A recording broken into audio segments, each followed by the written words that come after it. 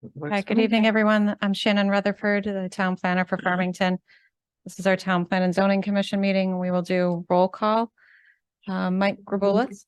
Here. Scott Halstead, Here. Matt Hopwagner, Here.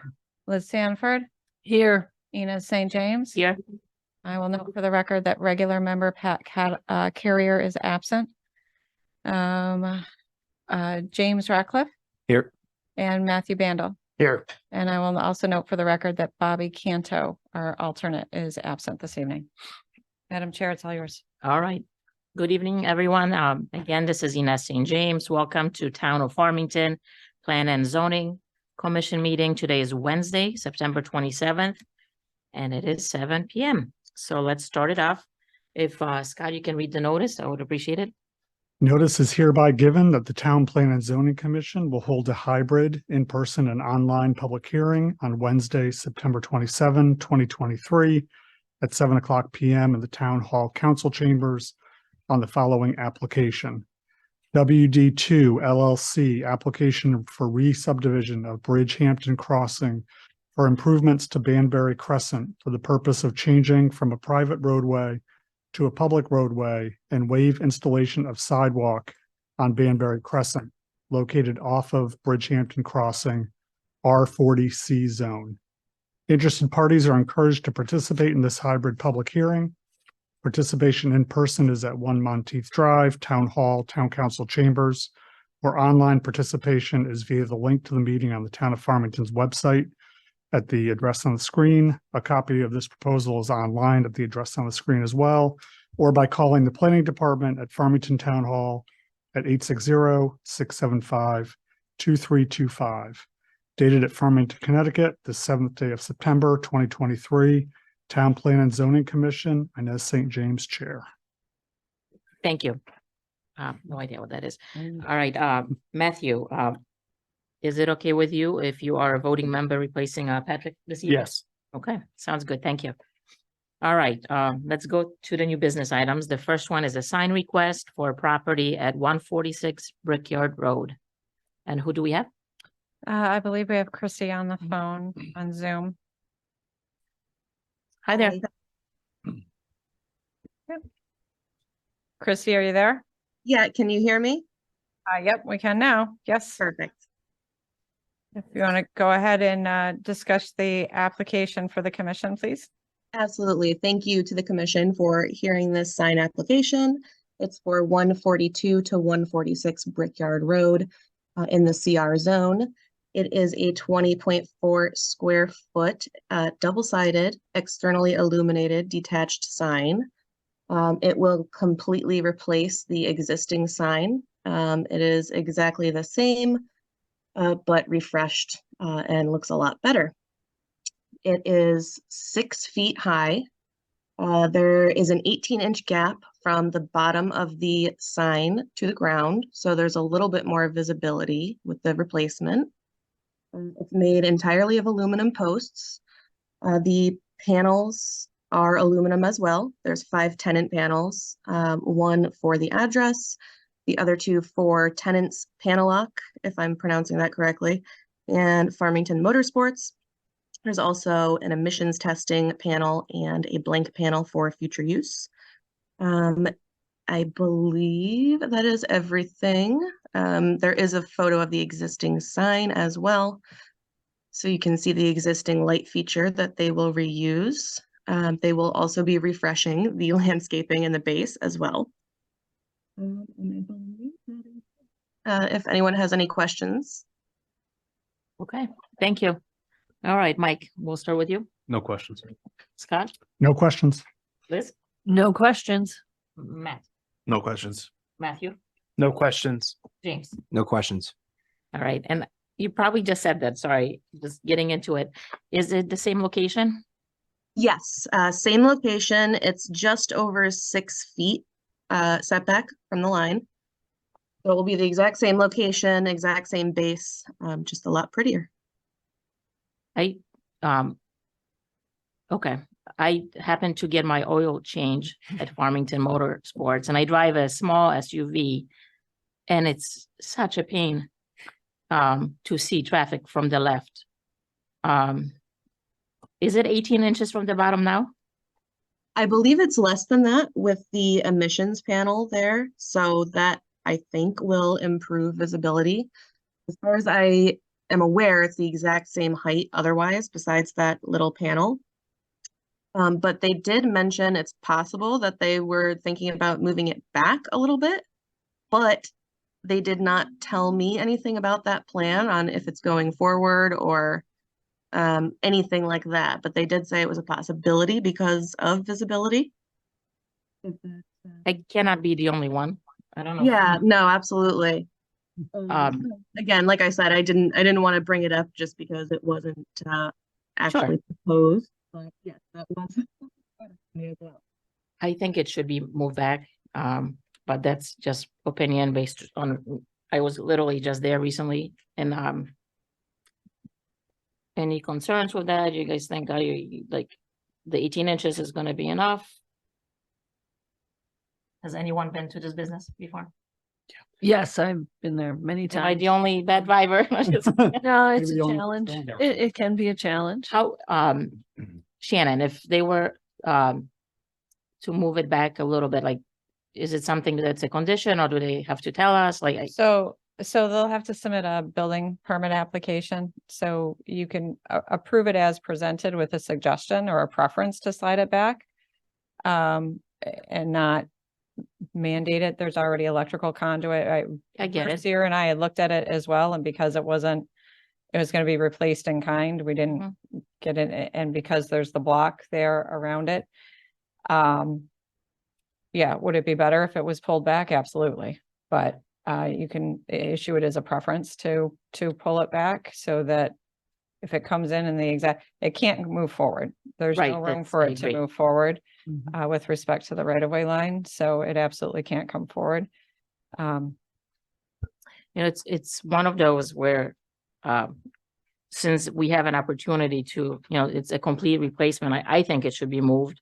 I understand that, everything is in place, it's a in-kind replacement, but, yeah, it's just a horrible spot for that sign. You just have to move up quite a bit onto Brickyard. So that, my suggestion is, to approve it with a strong recommendation that it's moved back. Are you, everybody okay with this? Fine with me. All right, It's fine. Support it. all right. Mhm. Any other questions for the sign pro lady? We're good? Okay. So thank you for the information. It sounds like we're ready, for a motion and a second, please. Okay, Liz Sanford, I'd like to make a motion, excuse me, to approve the sign application by Sign Pro Inc. for 146 Brickyard Road with the recommendation, how should I phrase it? Recommendation? Yep. Okay. That the sign be moved further back from the road. Second?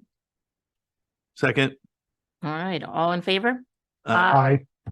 It's unanimous. Thank you for coming in today or calling in. Excellent. Thank you very much. Have a good night. You too. Thank you. All right, moving right along, we have an application from Winding Trails for a concession stand, pavilion and sidewalks. And who do we have? We have Mr. Bryan. Okay. Good evening, commissioners. My name's Brian Cunningham. I am a committee member of the Area Facilities Committee at Winding Trails, former board president. And I'm here representing Winding Trails. Scott couldn't make it tonight. He had a scheduling conflict.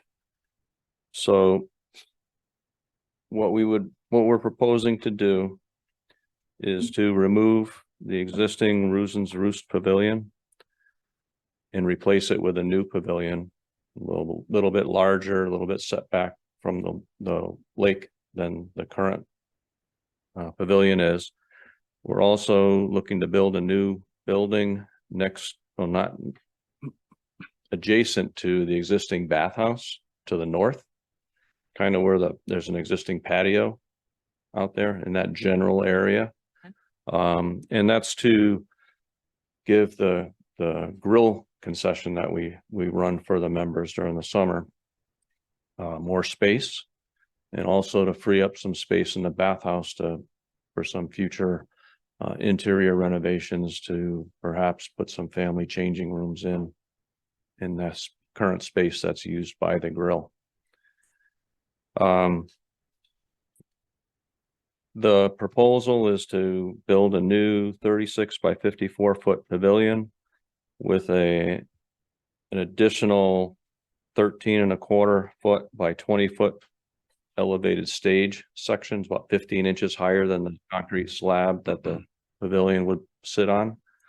And the intent there is to use it for events like our acoustic nights that we run monthly during the summer, to get the band elevated a little bit. They can play to people sitting on the picnic area, the beachfront, the grassy area, or from within the pavilion.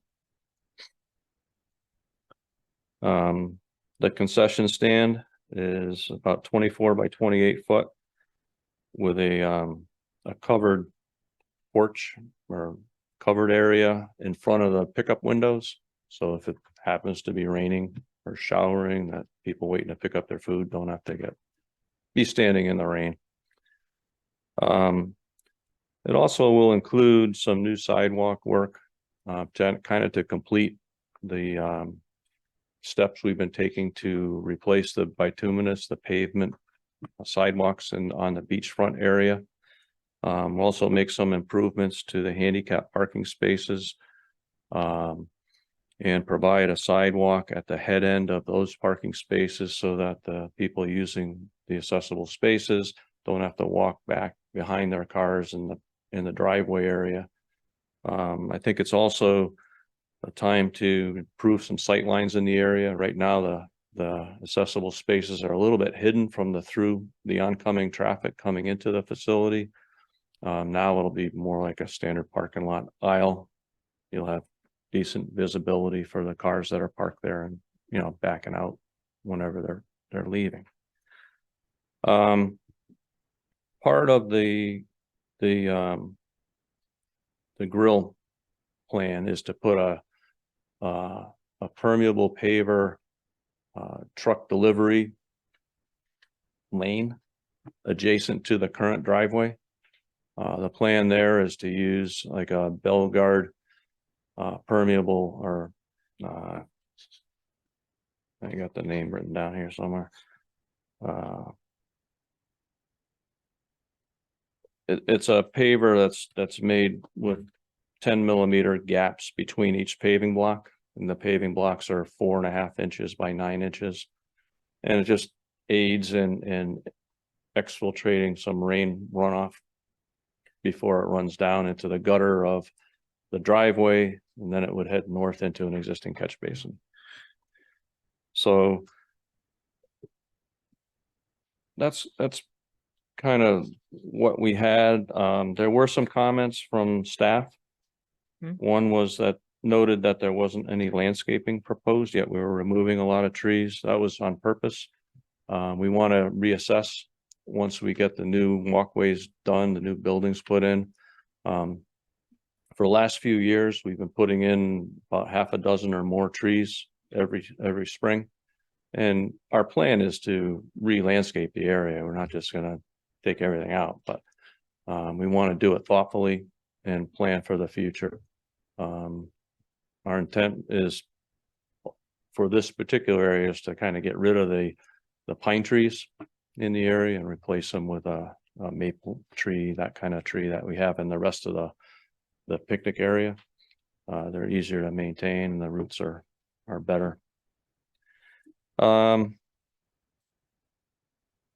see.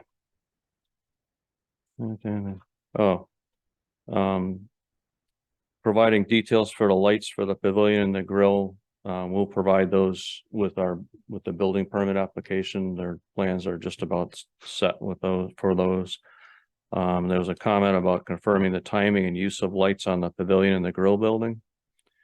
And I had Scott give me some buzzwords for this because he knows what the programming is down there. The grill typically closes at 7 p.m. during the summer. The grill's only open from mid-June, when the summer swim season is, till Labor Day.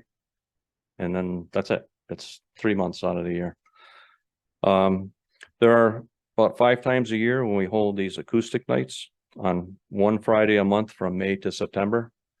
And the plan there is to open up the grill for those nights until 8:30 p.m. to kind of feed the folks that are coming to listen to the music. And the grill also is open on one night on a Saturday in mid-August for our Last Blast celebration. That's the Saturday after camp ends. We have a little celebration with fireworks, and it's well attended by the members.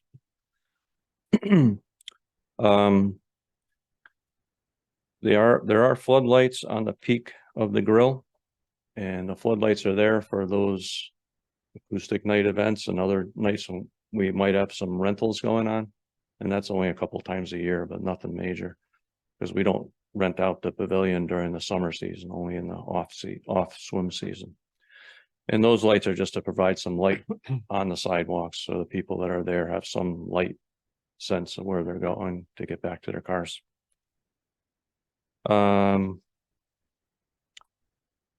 And the engineering comments, I had a chance to look at those. I didn't see anything substantial to them, and I'm certain that we can have a discussion with staff and iron out the differences when we apply for building permits and all that.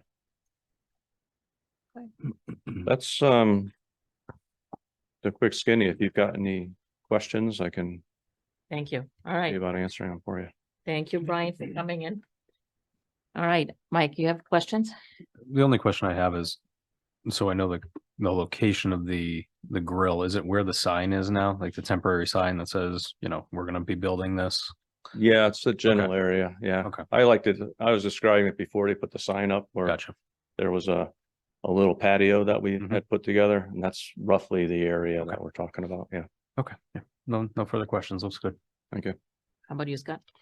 Just curious about timing. I assume this is going to be sort of an off-season Yes. construction. Okay. Yeah. We're looking to start this fall and be done by Nice. the end of May. Thank you. All right, Liz? I'm not a member. I haven't been to there much, to Winding Trails. So just a question. So you're talking about a grill, but you're also talking about a concession stand? I'm confused. Oh, it's the same thing. Same. Oh, okay, same thing. okay. I thought we were talking two separate entities. No, I'm sorry. Okay, not a problem. So, okay, that clarifies a lot of things. Okay, thank you. Mhm. I think, I think that's it. How about you, Matt? Yeah, I got two. So for the ADA parking spaces, is there going to be more of those, less of those, or the existing number? The existing number. Got it. Okay. Have you ever thought about increasing those, or do those fit in, or they fit into the regulations, the number you have? They fit. They're spread out throughout the facility. Down by the tennis courts, there's 1 or 2 down there. There's some up by the camp area. There's some in the parking lot opposite the boathouse pavilion. Yeah. Okay. I call it a new lot, but it's getting kind of old, Yeah. dating myself, I Yeah. guess. Okay. But yeah, there's even the lot across from the bathhouse that's got Right. a couple of Right. handicap Okay. spaces. And that's my second question, just curious in your planning. So the parking lot across the street, everyone's got to cross the street to get to the beach. Have you Mhm. thought about sort of switching that and making so people can park and don't have to cross the street to get to the beach and all that? That's something that's in our master plan Okay, to do just that. okay, We're not ready to embark on that yet. got it. Is it- Okay. All right, no questions on this Okay. project. Thank you. Oh, that was good. All right, Matthew Nothing for me. Thank you. and James. No questions. Awesome. Thank you. It's so wonderful to see you maintain the property and that it's still such a great place to go to, right? With your family and camp. I have lots of good memories. Thank you for making the improvements. I love what you just said though. Because it's speed limit is low, right? But it would be so nice not to cross with little kids. I do not have any questions, and thank you for working with town staff on the engineering comments and making sure everything is to our satisfaction. Mhm. All right, any last minute questions? We're good? Okay, how Can I about just, it? I'm sorry, can I Yeah. just say one more? Mhm. That parking lot across the street, which I was talking about, Mhm. the ADA spots are always filled. I think there's room for improvement there so when you're looking at your grand design, Mhm. like the ADA spots across from the boathouse are very far away from the beach and the ones near the tennis courts are very far. So Mhm. just add my 2 cents when you guys are looking at it. Yeah, that's Alright. more for when you're at the tennis courts and when you're Sure. at the different facilities, but yeah, that's, But just for the, It's- you know, the busy summer season. Yep. Okay, that's it. Thank you. Always looking out for the Thank you. community, Matt. Wow. All right, we need a motion and a second, please. Okay, I'd like to make a motion to grant to give site plan approval to the Winding Trails Inc. at 50 Winding Trails for approval to construct concession stand, pavilion, and sidewalks. Okay, and a second, Second. all in favor? Aye. All right, it's unanimous. You're all set, Brian. Thank you, and we'll be hearing from Shannon. Thank you. All right, next couple, well, few, actually, our applications we are accepting this evening. The first one is from 220 Associates LLC. We need a motion and second, and please read it in its entirety. Okay, I'd like to make a motion to accept the application of 220 Associates LLC at 220 Farmington Avenue for change of zone from BR zone to B1 zone and schedule a public hearing with a recommended hearing date of October 23rd, 2023. All right, and a second, Second. all in favor? Aye. All right, unanimous. Next one, I'd like to make a motion to accept the application for a special permit from 220 Associates LLC for 220 Farmington Avenue for a special permit and site plan approval to expand medical office use for entire building and schedule public hearing with a recommended hearing date of October 23rd, 2023. all right, and a second, Second. all in favor? Aye. All right, unanimous, thank you. All right, the next one is an application, we've From the looked town. at before, yeah, from Town of Farmington. We need to accept it, please. Okay, I'd like to make a motion to accept the application by the town of Farmington, 10 Monteith Drive for a special permit to allow use of the turf field lights for 8 additional games, high school athletics 4 games, and community recreation 4 games, with full use of PA system for all official high school games, Farmington Community Recreation night games, and limited use for all other youth recreation games in an R40 zone, and schedule a public hearing with a recommended hearing date of October 23rd, 2023. And second, Second. all in favor? Aye. Right, approved and or accepted. And the last new business item from Metro Realty. I'd like to make a motion to accept the application from Metro Realty Management Corporation for 1690 and lot 8256, portion of New Britain Avenue, for site plan approval to modify lot line, increasing lot coverage for 1690 New Britain Avenue, C1 zone, and schedule public hearing with a recommended hearing date of October 11th, 2023. And second, Second. all in favor? Aye. All right, application is accepted. October looks like it's filling up, Shannon. Mhm. It is. All right. There's no looks like it. Yeah. It is. Lucky Both the us. 11th and the 23rd are full. Okay, Great, lucky us. All right. All right, on to public hearing portion of the meeting.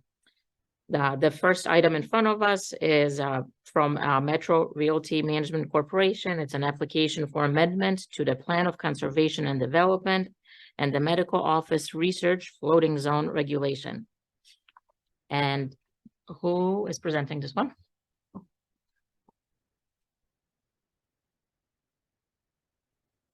Evening, Madam Chair, members of the zoning commission. My name is Jeff Sager. I live at 15 White Oak Road.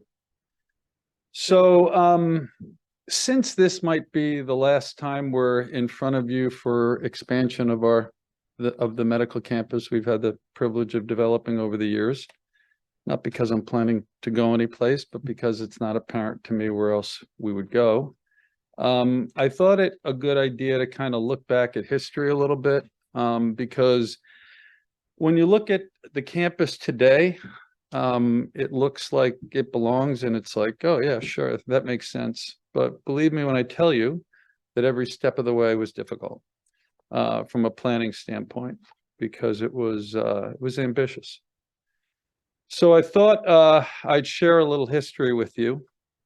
And the picture that you're looking at on the screen is about 1985.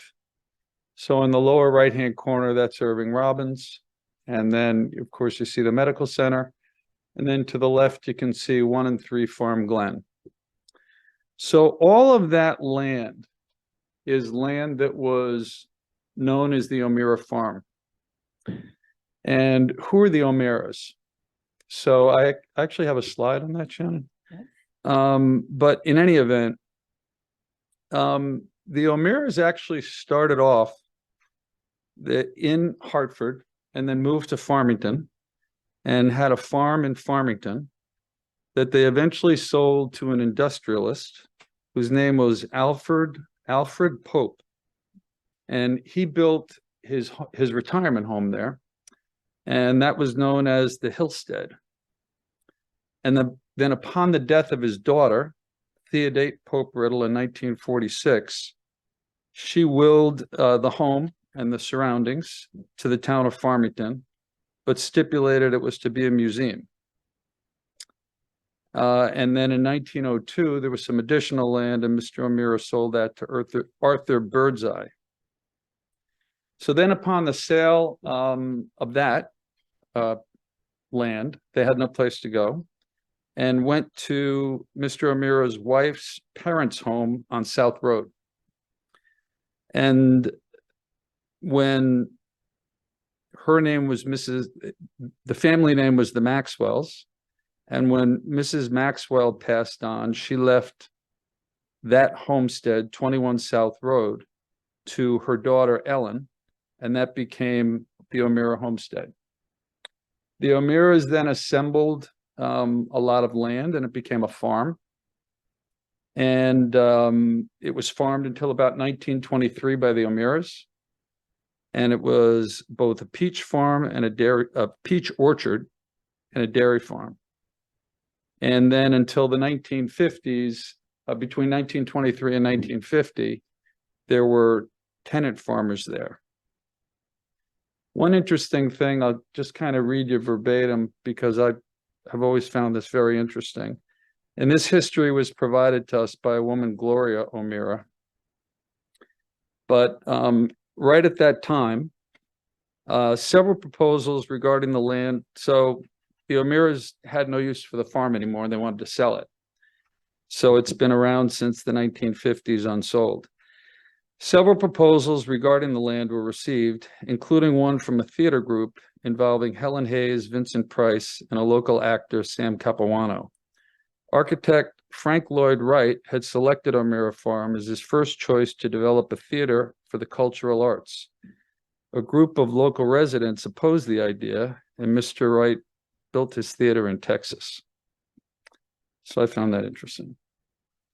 And then in 1963, this is when the medical starts, because the state of Connecticut comes along and they purchase 106 acres from the O'Mearas, and that becomes the UConn Health Center and Dental School. And today at the entrance to the dental school and the UConn Health Center, you'll see a big 4-ton boulder to the O'Meara family. So that's what started the medical in the area. Can we go back to the aerial now, Shannon, too? And So you had a very good piece of land. So the theater group didn't buy the land. You had a very well situated piece of land, but it couldn't be developed because the roads were so congested. And can you go to the slide of the roads? Yep. So when the unfortunately for the O'Mearas, and they were actually very bitter about this, when they sold the land to the state of Connecticut, the Yukon Health Center generated so much traffic that they were unable to develop the balance of their land because the Department of Transportation wouldn't give them an STC certificate because the traffic was so horrendous. And there's a whole long story about how that ultimately we came to be able to secure the money to fix the roads.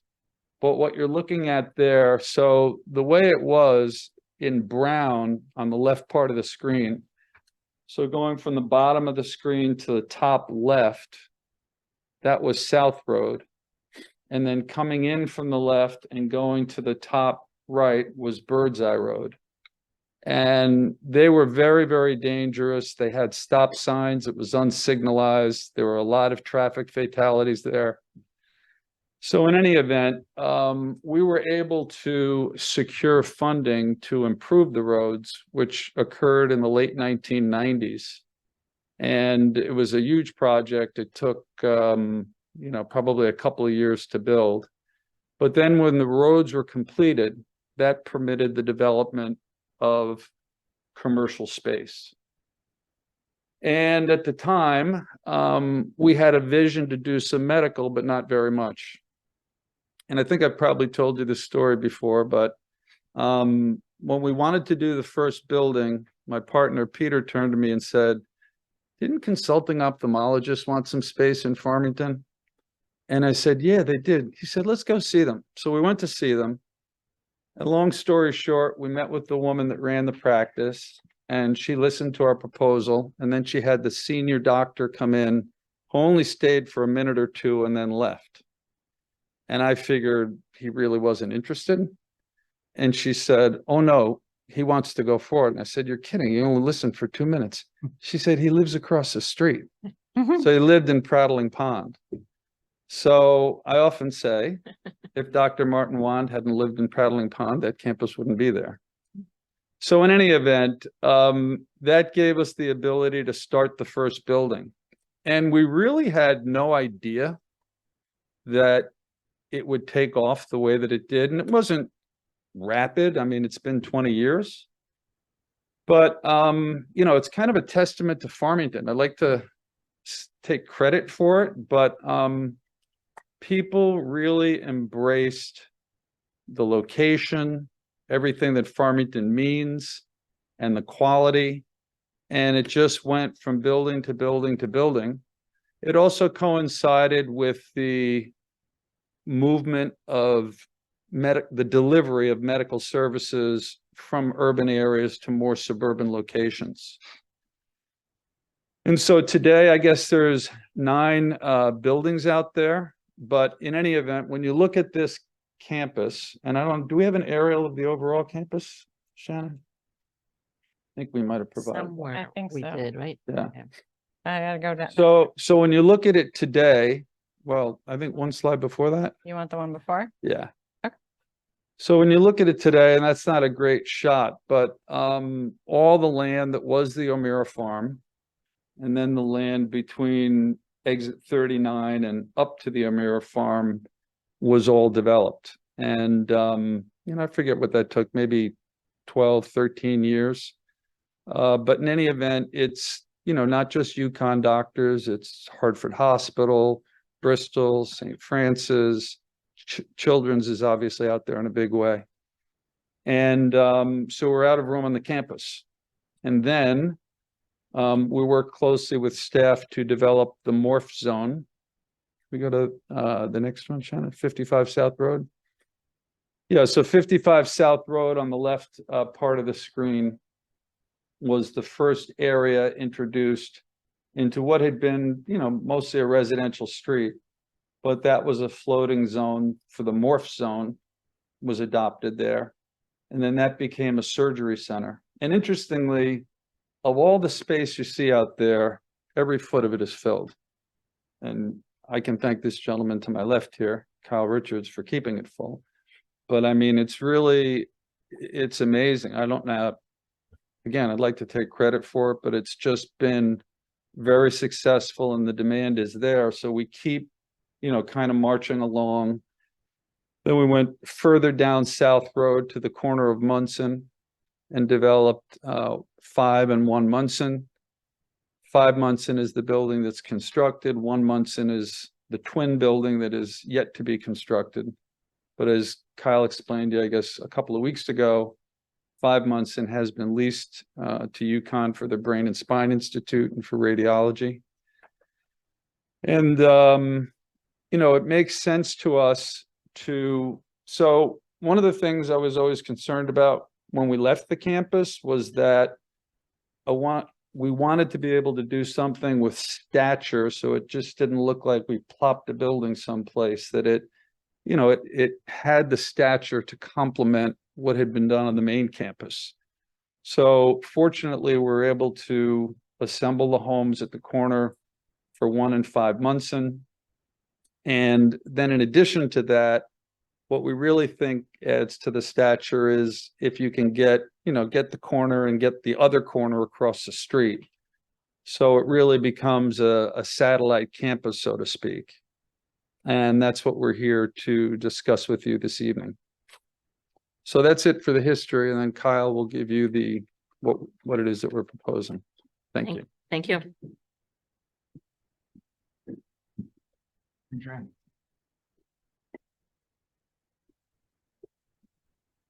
Good evening. For the record, Kyle Richards. I've got the more mundane task of describing the application that we have before you, or rather the 2 applications we have before you. So what we have for you tonight are, again, it's twofold. The first is an application for the expansion of what Jeff described as the morph zone, to apply to both 111 South Road and 16 Munson Road, which is the UConn Health building to the north of 111 South Road. And our request for that is really twofold. It's to amend the plan of conservation and development and associated maps, and also to amend the text of the morph zone to have it be applicable to those 2 parcels. So that's the first application.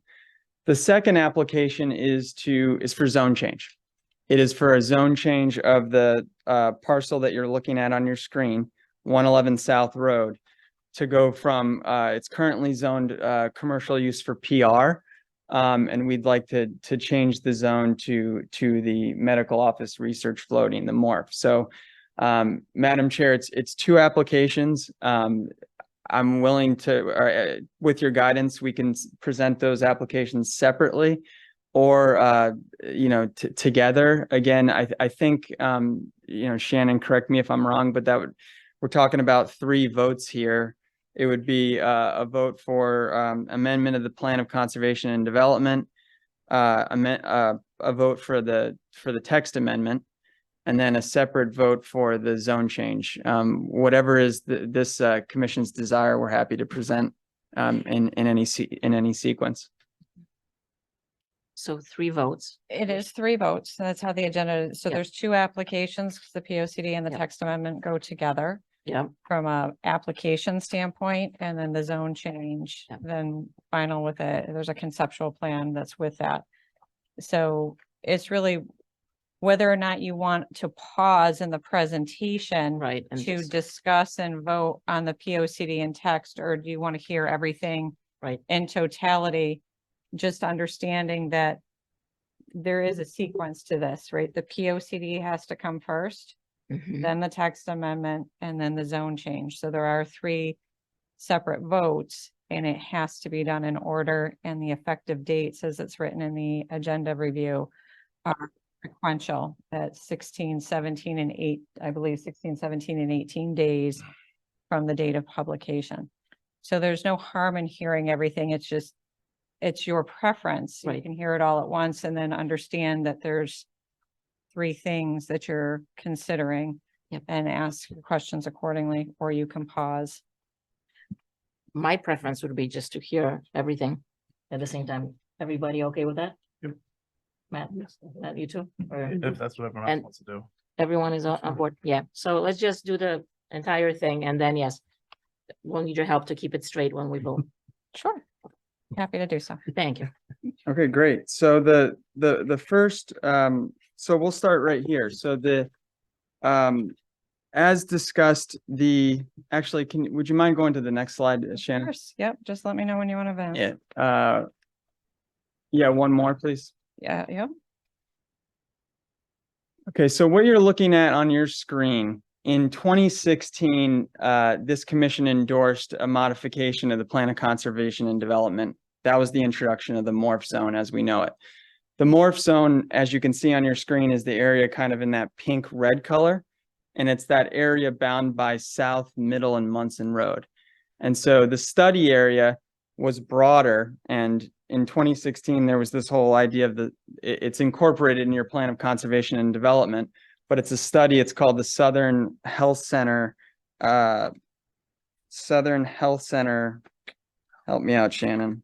Southern Health Center Neighborhood Planning Study. Yeah, Southern Health Center so- Planning Neighborhood Study, Mouthful. which the recommendation was that that the areas shown on your screen be the area for the morph. So what we're requesting for you today is the expansion to the area shown with the yellow polylines, and that's inclusive of 2 parcels. That's 111 South Road, which is down kind of on it's the former UAW building. And then to the north of that is 16 Munson Road, which is the former Hubline building, but now occupied entirely by Yukon Health and owned by Yukon Health.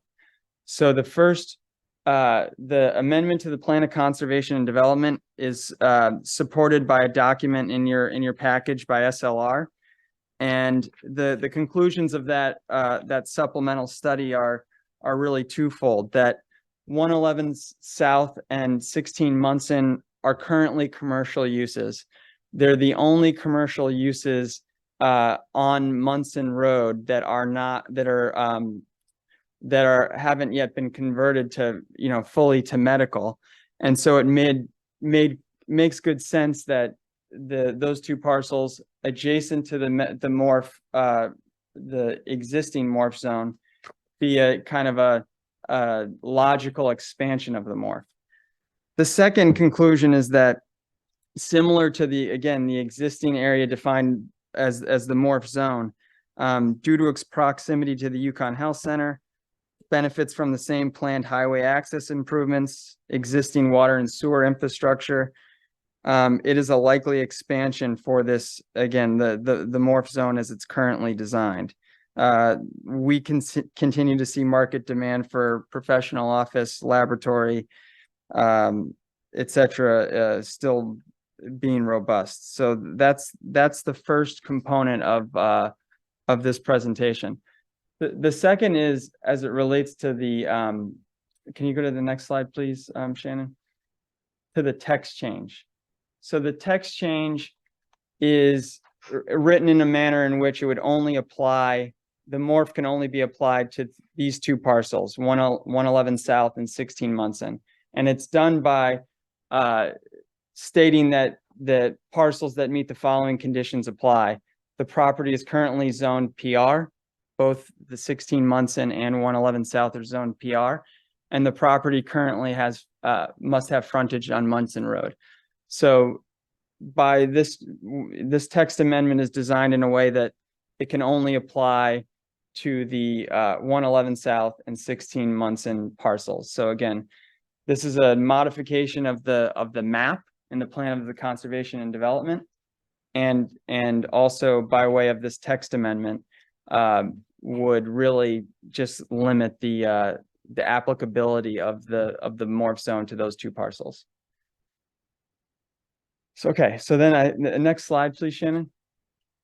So now going to the zone change, of course, in sequence, to the extent this commission feels compelled to approve an expansion of the morph, be able to apply to 111 South Road. We're also making application to convert the currently zoned PR 111 South Road to MORPH. And the reason is really simple. Though the PR permits medical office use, it's the standards in the PR zone are not very development friendly, frankly, particularly when you have an irregularly shaped parcel. I believe the yard requirements in the PR zone are closer to 150 feet. So by changing and I'll show you a conceptual site plan shortly, and you'll see exactly what I'm describing to you. But by being able to avail ourselves to the MORPH, we can come up with a much more flexible site plan that utilizes more of the parcel than we otherwise could if it remained PR. Today, also included in your package is a traffic study by Mark Vertucci of Fuss and O'Neill. He'll be presenting to you shortly. And also included in your package is a drainage memo prepared by Tom Daly at SLR. He's prepared to speak on that drainage memo to the extent you have questions or feel it necessary, but he won't be presenting. Next slide, please, Shannon. So this is a conceptual site plan. And again, we're not here for site plan approval. That would require another meeting and a public hearing where we would have to seek this commission's permission for a full-blown engineered approval. But what you're looking at on your screen is a building that's identical to one of the twin buildings across the street. So this is a two-story total 30,720 square foot building. So there's 15,360 square feet each floor plate with 148 parking spaces. You'll note that and Mark Vertucci will get into this shortly, but we're showing only an access on Munson Road. On South Road, you'll see that, and you can see there where it's showing the current entrance into the UAW site. It's problematic with respect to its proximity to that traffic signal there. So what we did was we lifted the site. We put the only entrance and ingress and egress as far north as we possibly could, as far away from the traffic signal as we possibly could. We felt that resulted in a much more safe condition for people who hopefully will be visiting this site.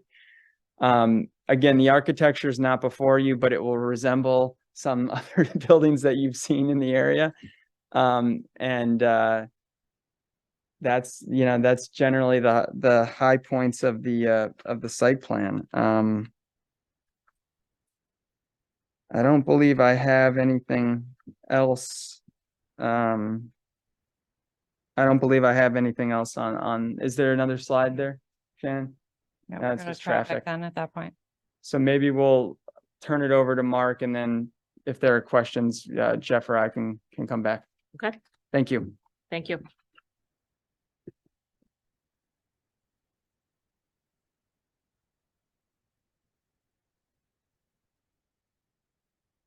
Good evening. I'm Mark Vertucci. I'm a senior transportation engineer at Fuss and O'Neill. We're located at 146 Hartford Road in Manchester.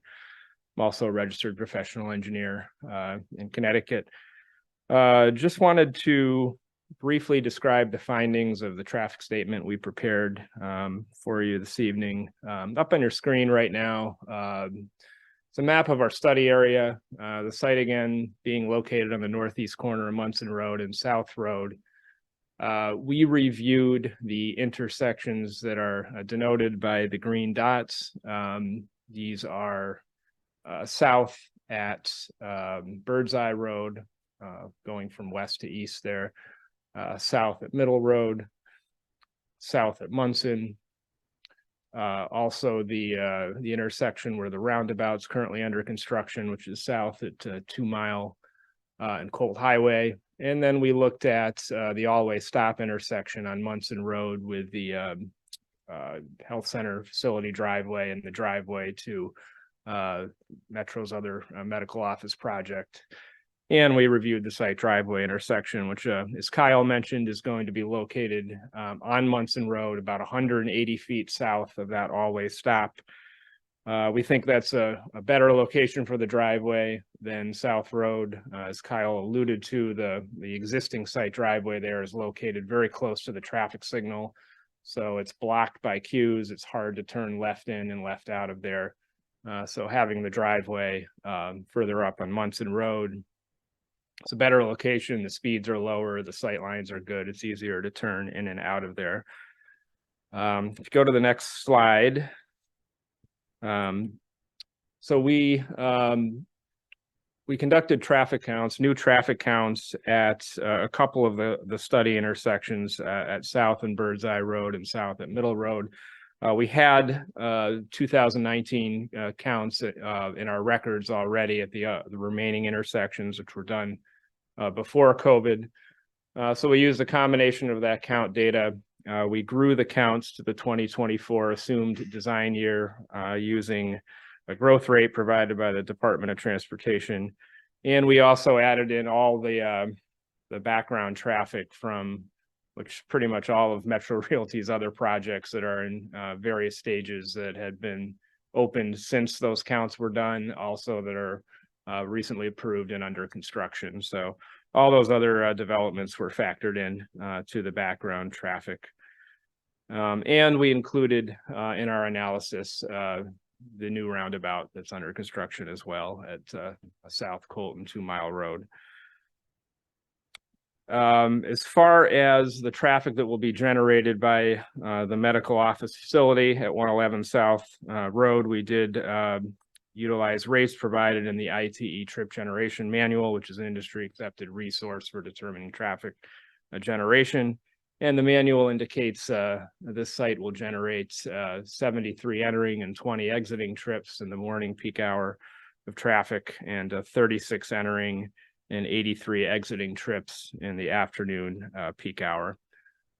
So we added those trips to the background volumes to get our build condition traffic volumes, and we conducted analysis at each of those study intersections I described. If you can go to the next slide, Shannon. I'm not going to get into the details other than to say that at all of the intersection, the capacity analysis results showed that there was no reduction in level of service when you add in the development traffic from this medical office. The site driveway itself operates with an acceptable level of service as well. We had one recommendation, which was to optimize the traffic signal timings at the south at Munson Road signalized intersection. There are queues that form on Munson during the peak hours, particularly the afternoon peak hours, southbound on Munson, approaching the traffic signal when the health center is letting out. If that green time is reallocated, a little more green time is given to Munson, a little less to South Road, that queue flushes out a little bit better and the level of service at the intersection improves. So that is one recommendation we had for the study. The other recommendation was related to sight lines. There is some vegetation in a tree located on the east side of Munson Road to the south of the proposed driveway location. So as part of the site construction, we're recommending that vegetation be cleared. That will ensure good sight lines coming out of the driveway looking south towards the traffic signal, and the sight lines looking north towards the all-way stop are sufficient as well. And with that improvement, we will have adequate sight lines that meet or exceed DOT criteria for safe egress from the site. So with that, the conclusion of our traffic study was that the proposed medical office will not have a significant impact to traffic operations upon implementation of those couple of recommendations I just described. With that, we done? Okay. Yeah, we can take any questions you have. And Okay, thank you. you got it. Thank you. So this is the public hearing portion of our meeting. So at this point, we'll have commissioners ask questions. And then we will open it up to the public. Do we have folks online, Shannon? There are, I'd Some. have to say, I don't Okay. know if there are any specific for this application, but there are. Sounds good. So we have 3 votes. Ask any question about the plan of conservation, the floating zone, and then the change of zone. Mike, questions? I support the, you know, the addition of these 2 properties into the Morph zone. It only makes sense. More of curiosity, why include 16 months in as a state property into it? So yeah, no, we Shannon and I had the same conversation earlier. I think it's really twofold. The first is that it may not always be owned by the state of Connecticut is the first part of it. But secondly, it kind of was like isolated on an island as the only remaining commercial use. And to the extent that fact pattern happens where it becomes not not the state who's exempt from zoning law, then you can see if you look at that parcel, it really is not utilized to its full No. extent. Yeah. So No, those I- were the like- two. I support it. Just more curiosity. Is it the only state property that would be included in the Morph zone? Yes. I would add that also the state acquired that property from the Conover companies. And they use it for administrative purposes. But it's clearly something, I mean, they're out of space for clinical. And so there could certainly be a redevelopment of that site for a clinical use. And it could involve a private developer. Certainly, that's a possibility. Nothing further. Okay, how about you, Scott? Yeah, I had that same question. Also curious, residential impacts, is there any residential in this area? The only abutting residential is to the north. That's Yorkshire. That's Okay. that's a community that we own and operate, senior affordable housing. There are additional homes to the north on Munson Road. I want to say there's 5 homes. But everything to the west of our development site at 111 South is the 1 in 5 Munson medical office development. So I'd submit to you in this area, it's absolutely as insulated from residential as you can be. Okay, thank you. That's it? Mhm. Okay, how about you, Liz? Scott just kind of hit on one question is like, how late do you envision these being open? And because there are some housing, is it going to be 6 p.m.? Is it going to be like, let's see, like radiology or something where, you can get your MRI done at 8:30 or 9 at night? I'm just curious. The honest answer is it depends on the use and it varies. What I'll say is that generally the buildings are not occupied beyond 6 o'clock, the vast majority of the space.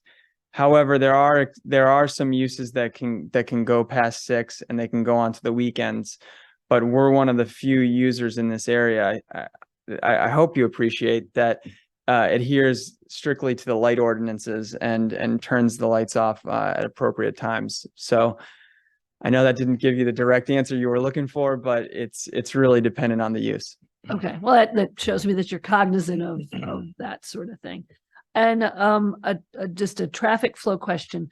The other side of the street, where are the driveways or the driveway for, was it 1 in 5? I'm just not, maybe I'm not seeing It it. might be the aerial might be helpful. I don't know. Can we pick it up on the aerial? You want to go to GIS? No, I think on one of the early slides, maybe. Earlier slide, yeah. Yeah, of the drone shot. Yeah, that one. Okay, So it's opposite the driveway. So the driveway for 1 in 5 is opposite the driveway for the 16 Munson. okay. So it's north. So this second driveway is going to come out kind of where the trees are, correct? Yeah. Okay. And then there's a second, you can see the second driveway on South Road on the left side of the picture. Mhm. There's actually, it looks like a vehicle there. Someone's checking it out. Yeah. Okay, that makes a lot of sense. I just think it's great to get that driveway off of South Road to the UAW because that's not a good spot. Right. Okay, that looks like there's plenty of space in there. Okay, thank you. Thank you. Awesome. Matt? Yeah, you touched on this earlier, but just maybe you can expand on why PR doesn't work, right? PR, you can't have medical offices. So why doesn't that work and why does it need to be a morph? It's primarily because of I mean, I guess the best example of it is comparing the existing site plan to the revised. But frankly, it allows for us to have greater development flexibility. Whereas the yard requirements in PR, I think it's 150 feet that you have to stay off the property line.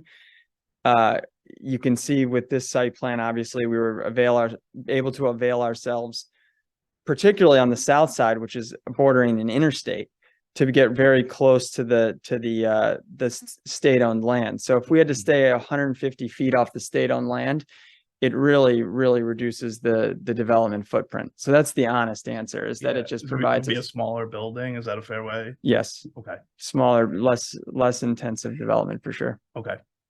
Maybe I could add a little bit to that too. So, over the years, thematically, if you will, what we've proposed in this neighborhood has been a more intensive use of the land.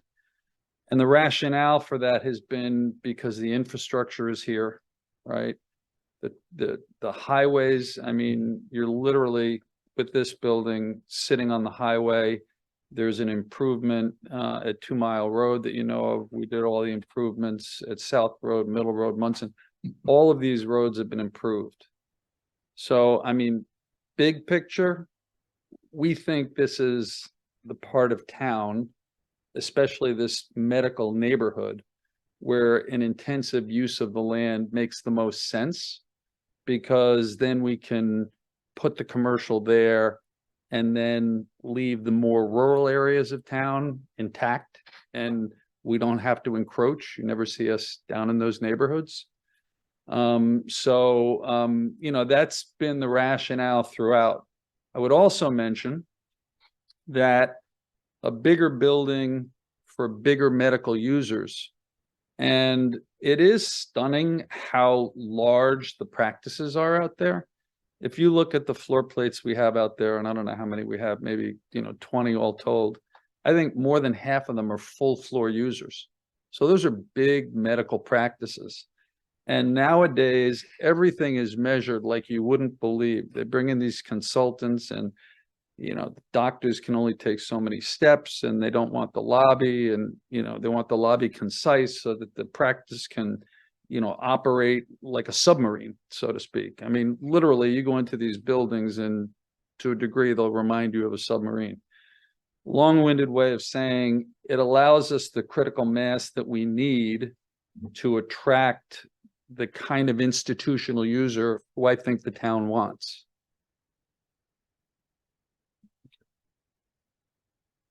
Okay, Matthew?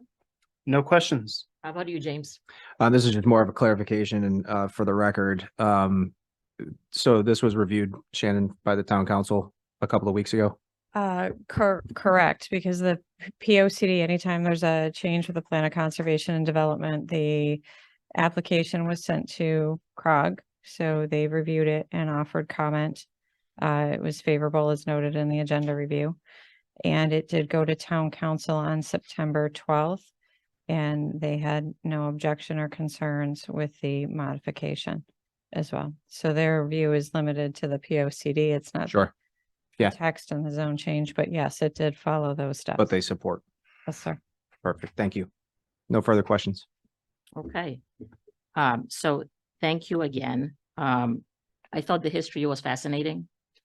Thank you. Same. I did not know all the details, all the dates. I also think we should be proud of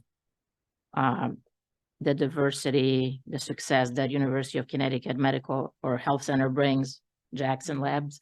I recently had to go to one of these buildings. I'm okay if you're worried. And my alternative was Meriden. And I'm like, of course I'm coming to Farmington, down the street from where I live. The documentation was very good.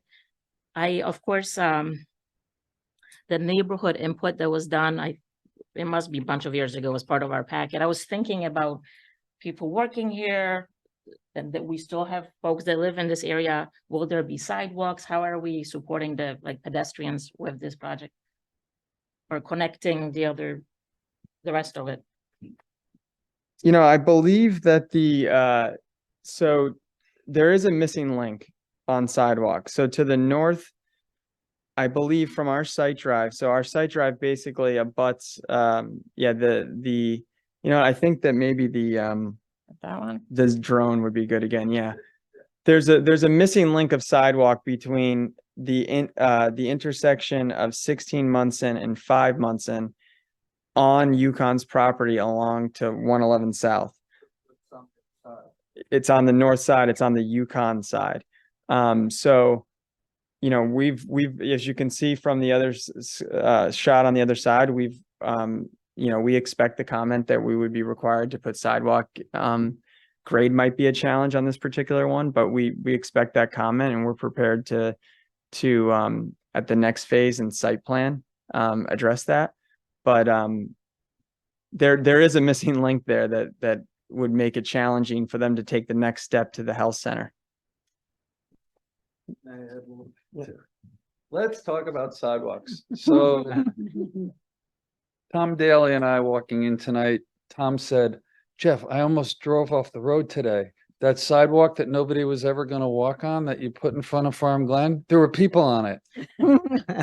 I said, yes, Tom, I know. I live in the neighborhood. They're there all the time. I don't think there's an area in town with a better sidewalk infrastructure than this whole neighborhood. So there's sidewalks all throughout the health center.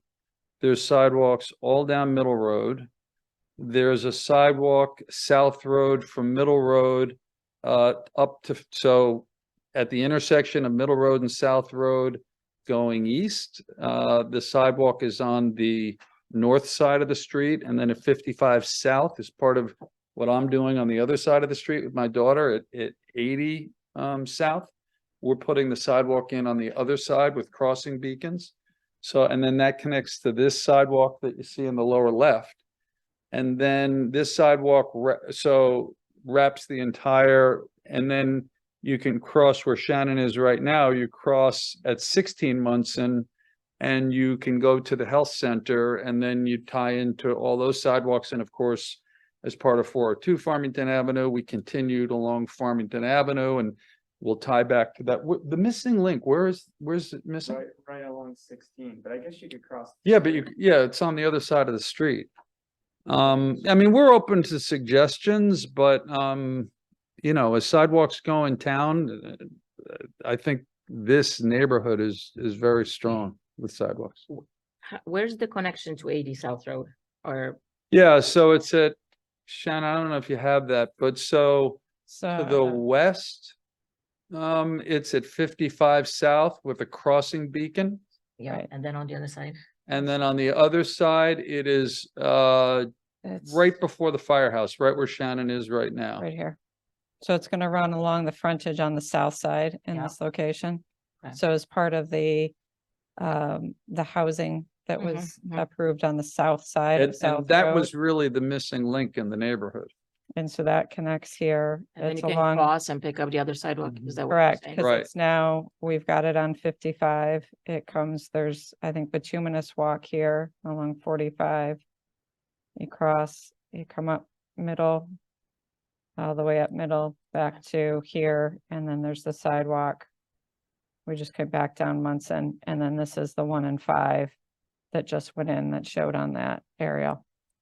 And then it goes out further than that, because if you come north, you, as Mr. Sager pointed out, you can come through the sidewalk network within the health center campus all the way back out to Farmington Avenue. And this sidewalks in, and as part of the approval of the 402, there was the requirement with the coming down into Quarry Road that the sidewalk be placed in front of Farm Glen, and that was just installed 3 weeks ago, 4 weeks ago. That's in, and then that brings you into the Farm Glen, and there's no sidewalk along this frontage, but it brings you to here, and there is an interconnection of sidewalk through to the development. The topography along this frontage along 2 Farm Glen and 399 does not lend itself to wrapping the sidewalk there. This is all guy. If you drive it and if you happen to be stuck at that stoplight, you'll see that there's guide rail, there's the beautiful landscaping and the daylilies that it's deceiving this, in the summer, but in the fall, you'll see that the topography drops off quite rapidly at that corner. Okay, so we are. So it's about as fully connected as we're gonna get at this point. Good. Well, no, just because we're talking about moving people around, I was just thinking about the bus routes and CT Transit. Right. Do they run through your property or? Okay, let's talk about bus routes. So this is very well served with buses. Keep in mind, you go to a town, let's say, even like a Cheshire, which, is comparable to Farmington, there's like no bus service or very limited. Because of the health center, we have real good bus service here, especially in this neighborhood. So you have a hub at the health center. You have a bus stop at the entrance to the medical campus off of South Road. The Rotary.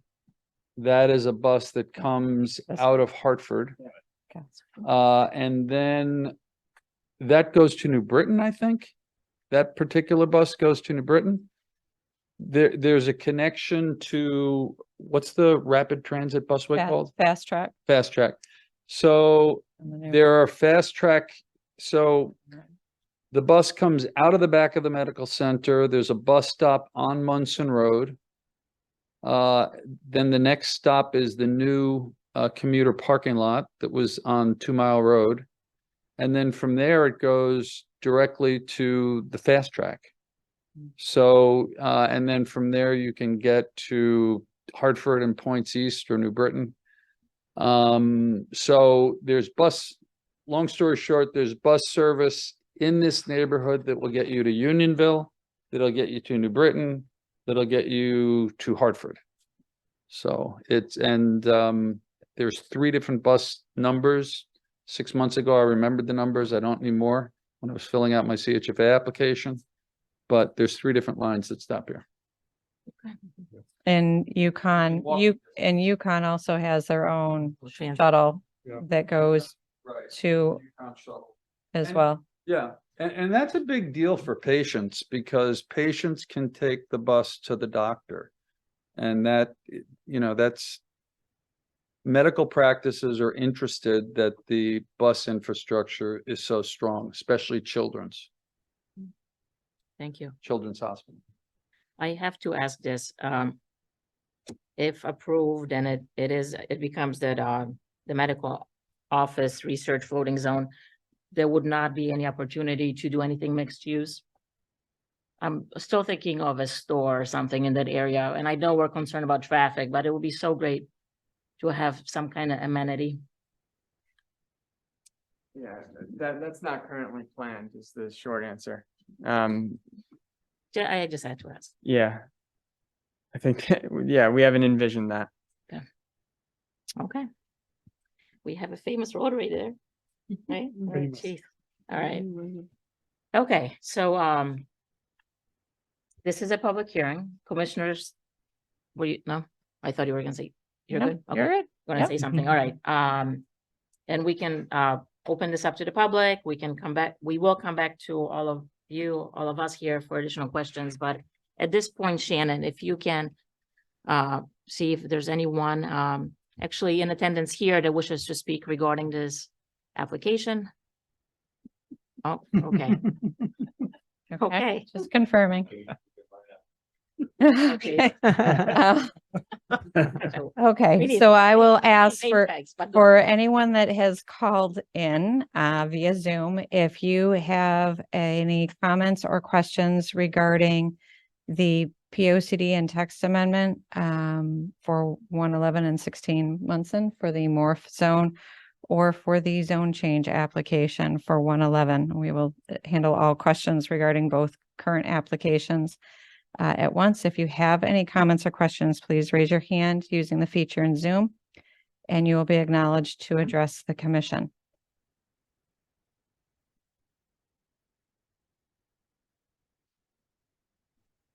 Again, if anyone has called in regarding the applications for Metro Realty Management Corp. For the change and amendment to the Plan of Conservation and Development and the text amendment change for Medical Office Research Zone, or for the zone change from PR to MORF zone, please raise your hand using the feature in Zoom and you'll be acknowledged to address the commission. Madam Chair, there are no hands raised. Okay. Thank you. Commissioners, last minute questions before I close the public hearing? We're good? Okay, so at this point, the public hearing is closed. We need a motion and a second before discussion, please. Okay, so we're gonna do these Well- one at a time? Good luck, Liz. Well, Correct, yes. the Yep, vote it is will. on it. So it would We be have to do- it would be the motion. So for the first item, it would be the motion to amend the P O C D only. Okay. And then motion, second, and discussion for the P O C D only amendment. Mhm. And then there'll be an amendment for the zone text regulation for the MRF zone. Mhm. So that text amendment, motion and second and discussion. Okay, So yeah, just follow, yeah. Okay.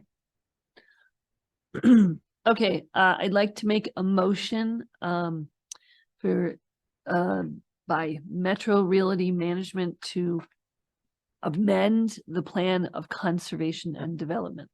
Approve. Right. Approve the amendment to the plan of POCD as presented. as presented. Okay. Second, go ahead. Second. I know. You're fine, like, Prompt. I'm Building. collaborative, you can speak, it's okay. All right, discussion. Yes, we'll do it order again. It makes sense to have these Okay. two properties in there. Okay, no concerns, okay. How about you, Scott? I agree. Okay. Mhm. I Yes. agree, it's logical, it makes sense to combine it, to Okay. include it. Matt? Yeah, same. Yep, All right, Matthew? totally agree. I know. Why stop the fun? I know, I know. No, all good. Makes sense. Okay, I have no objections either. The documentation is clearly supporting this initiative. It makes sense, the location. And, okay. So we have a motion second. We ready to vote? Mhm. Okay. All in favor of the amendment to the Plan of Conservation? Aye. Aye. Any opposition? Okay, so it's unanimous. Thank you. All right, Liz, go. Okay. Uh, okay, oh, I lost my place. Wait a second, okay. That one right there. Number two. So, no, because Well, we need the we gotta do the medical office research floating zone. Yeah. right, Yep, so it's the Okay. text amendment. okay, Correct. So like- it's still the first agenda item, so it's That's the what I thought. amendment, okay, text amendment to the medical office research floating zone regulation. okay.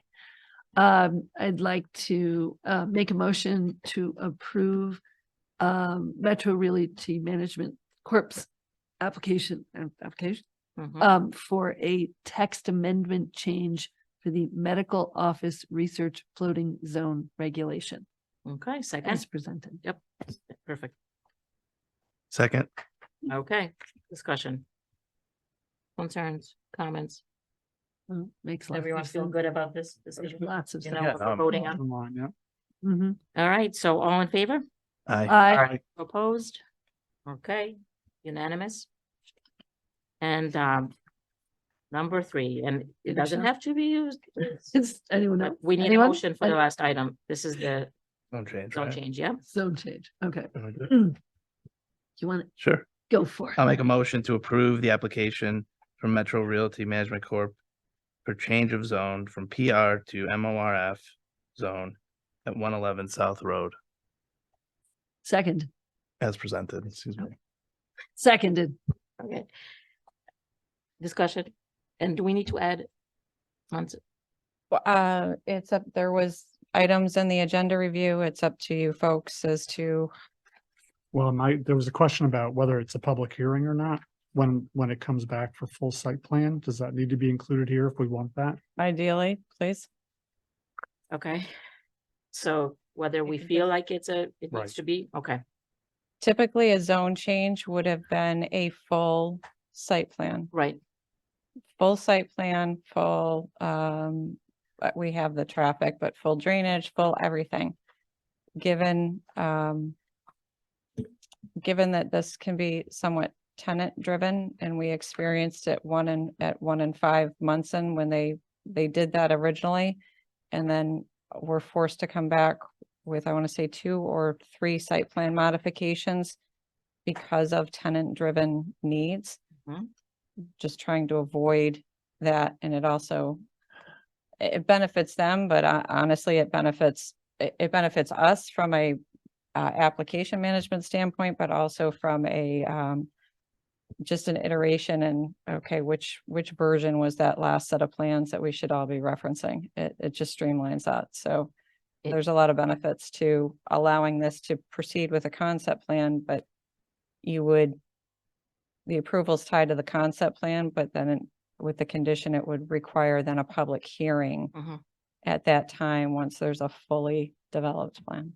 yeah, I mean, we really didn't get any details, right, Correct, on right. the height or And anything? that, right, Yeah. which was intentional, Right. this would.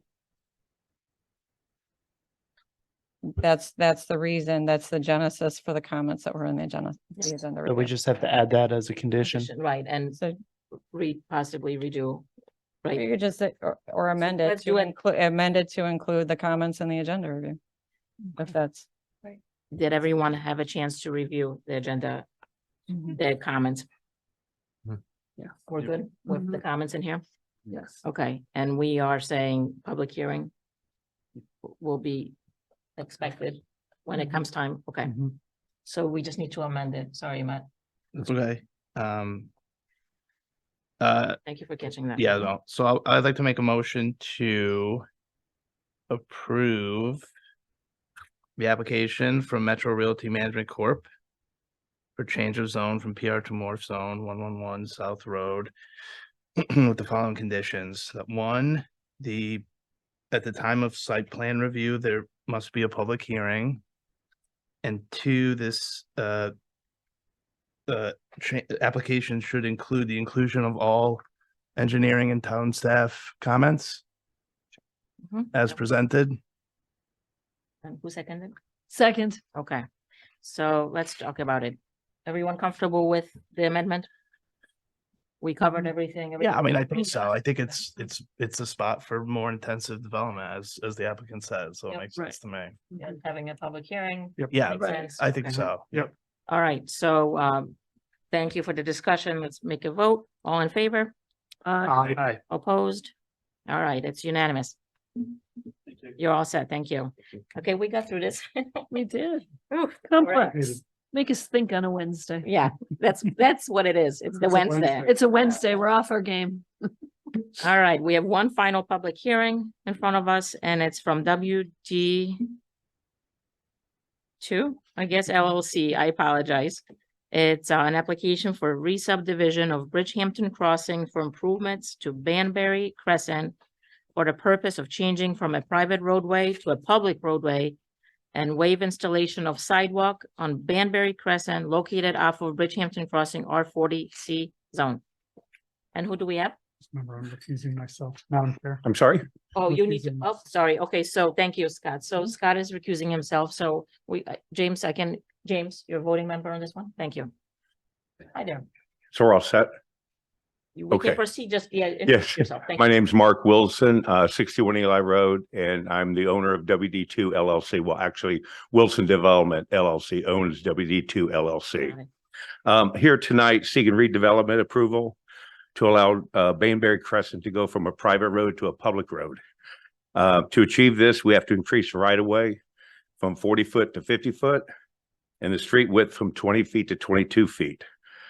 Town staff has researched the original subdivision, which was done in 1996, 2006, and hasn't indicated any reason why this was originally made a private road.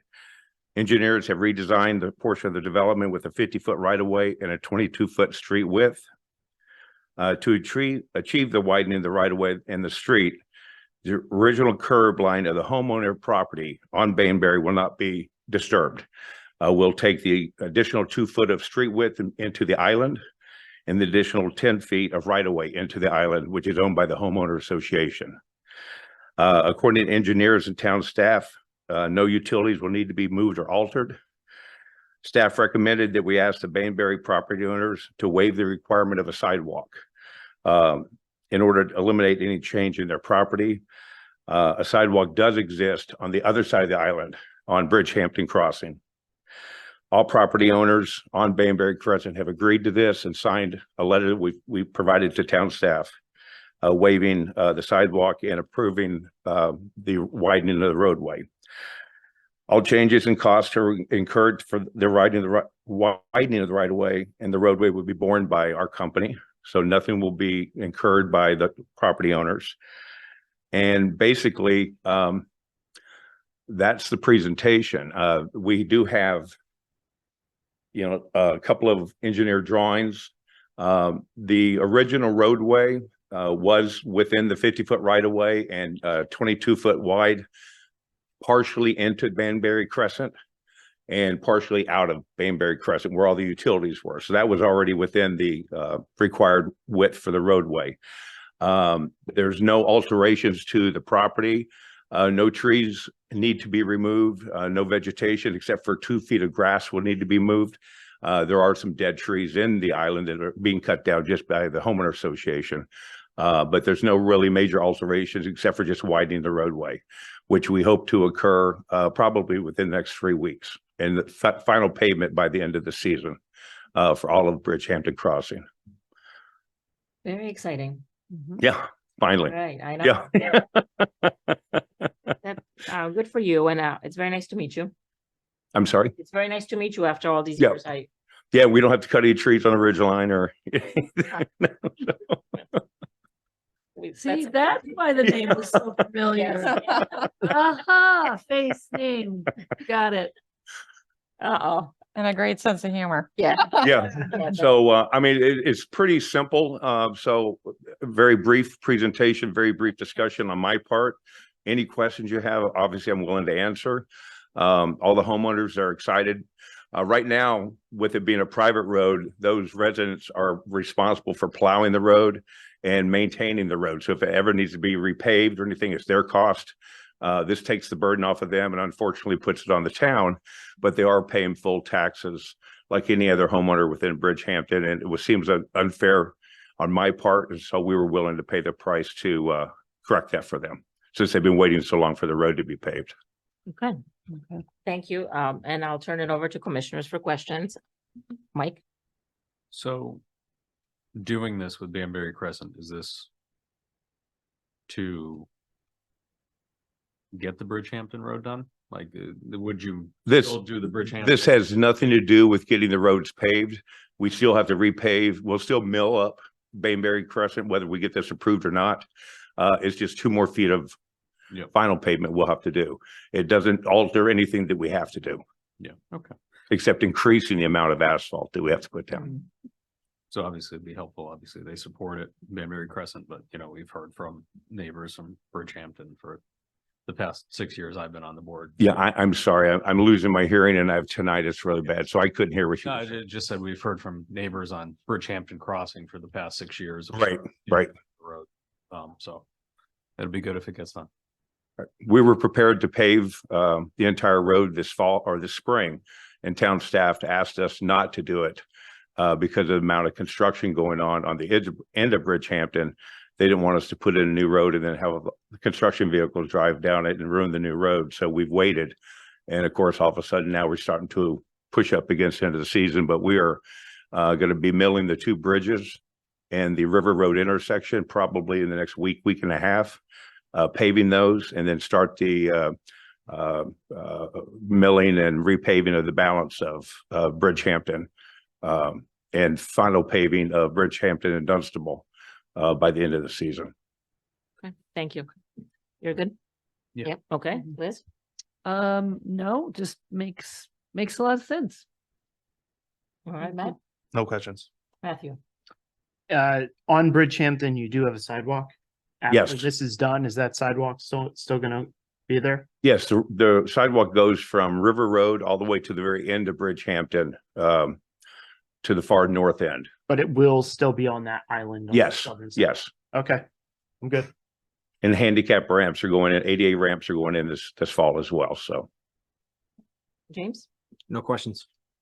So congratulations, you're almost done with the project. Yes, That's great. well, except for Glen Hollow. We still have Glen Hollow. That's right, so- but it's not connected yet, right? No, it's not, it comes off of Glen Hollow Road and Burlington Road. It's not connected to Yeah. this, right? Will buses go up or? We've asked the school district, they've asked us to contact the bus company. We've contacted the bus company. They haven't returned calls for 2 years. But one of the reasons they weren't able to go up was because they had no outlet and they don't do cul-de-sacs. Ah. Even though when we designed this, we designed it with a cul-de-sac that actually had an island in the middle that would allow a bus or a fire truck to go to the very end to do a circle and leave. But the buses never came. So everybody congregates on Bridgehampton and River Road, which, you know, quite frankly is very dangerous. But now we connect through Dunstable to Alpine. Yep. So hopefully the bus will go up Bridgehampton as far as Dunstable and then go up Dunstable to Alpine, then come back down Burlington Road. That's what our desire is. Mhm. We made some options to the town with some property owned by the town that's right off Bridgehampton Road where our sewer goes around. Yep. That hill is owned by the town, but it's all septic sand. Okay. And somebody had told us that there's probably about $5 or $6 million worth of septic sand there. We had offered to remove that sand, sell it on behalf of the town, build maybe a small park and a place where people could park their cars and buses could pull in there and pick up children from that location. But the town put the onus of doing all the environmental studies on us. And if it wasn't approved, then, you know, we're out at the cost of the environmental studies. So we didn't go forward with that. Okay, so after this is done, it will be turned over to the association? That's what, the- To the association, yeah. right, after. Yes. Okay, great. I walk my dog there, so I love the area. I like the design of the neighborhood and keeping, you know, the sidewalk on the island, you know, that's great. Yeah, and you will be done. So, okay, so we're good for questions here. Shannon, is there anyone online that has any questions regarding this application? So if anyone has called in regarding the application for WW2 LLC for the re-subdivision for Bridgehampton Crossing for improvements to Banbury Crescent, for changing to, from private to public roadway, please raise your hand using the feature in Zoom, and you will be acknowledged to address the commission with your questions.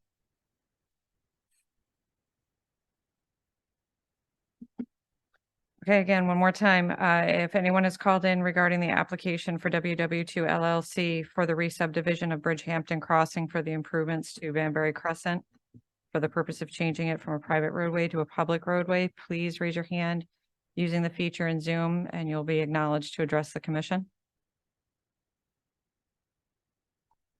Madam Chair, there are no hands raised. All right, thank you. Any final questions for the applicant? We're good? Okay, so at this point, the public hearing is closed and let's have a motion and a second and then discussion. Thank you. Thank you. I'll do it. Okay, go for it. It's a long one. I know. I'll make a motion to approve the application from WD2 LLC for re-subdivision of Bridgehampton Crossing for improvements to Banbury Crescent for the purpose of changing from a private roadway to a public roadway and waive installation of sidewalk on Banbury Crescent located off of Bridgehampton Crossing R40C zone as presented. Good job. And, Second, all right. Concerns, comments, anything we want to add? Makes sense. Nope. Makes sense? makes sense. All right, we're good. So all in favor of this application? Aye. Aye. Okay, it sounds like it's unanimous. You're all set. Thanks for coming in. Did the replanting go on Ridge Lane? Replanting, was it a success, the replanting? Shannon actually came out and inspected 25 trees, which we then planted 10 more in addition, but they haven't been inspected. Okay, This was all done prior to June 15th. sure. We're having trouble finding those trees because of the growth coming back. Oh, geez. But Shannon was gonna, I think, speak in her comments that we've been working with the Arbor Day Foundation for the best trees for the location, and every place we go to get the seedlings, which are what we planted before, they won't ship before November 15th. And we have, I think, an October 15th deadline for planting the additional trees, or they get a total of 50.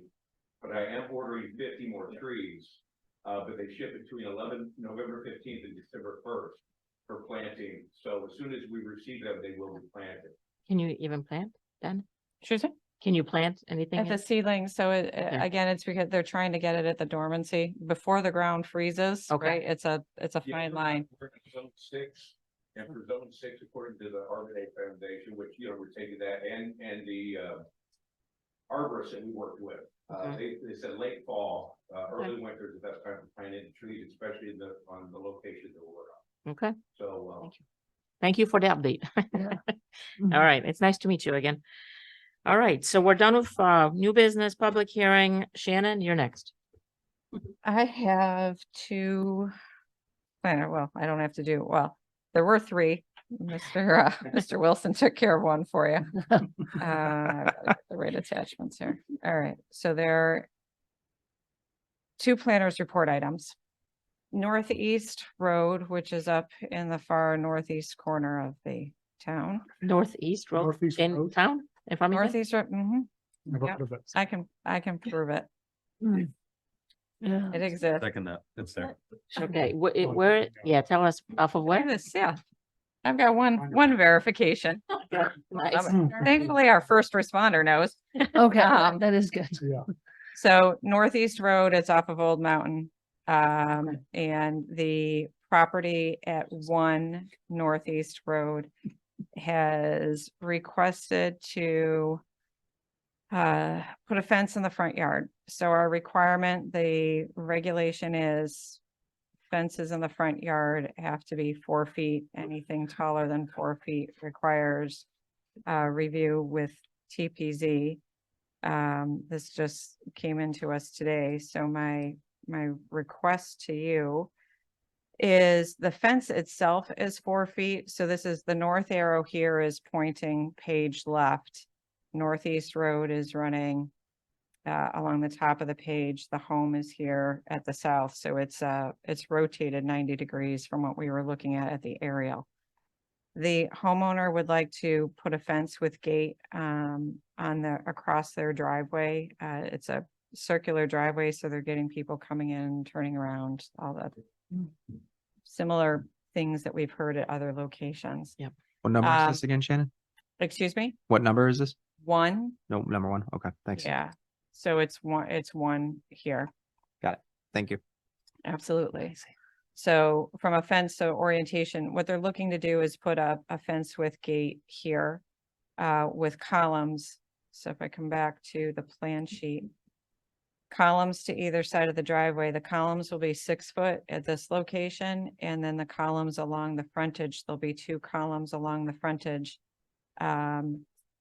That will be 5 foot. So the fence itself is going to be 4, but the columns they'd like at 5 foot. They're going to be masonry columns.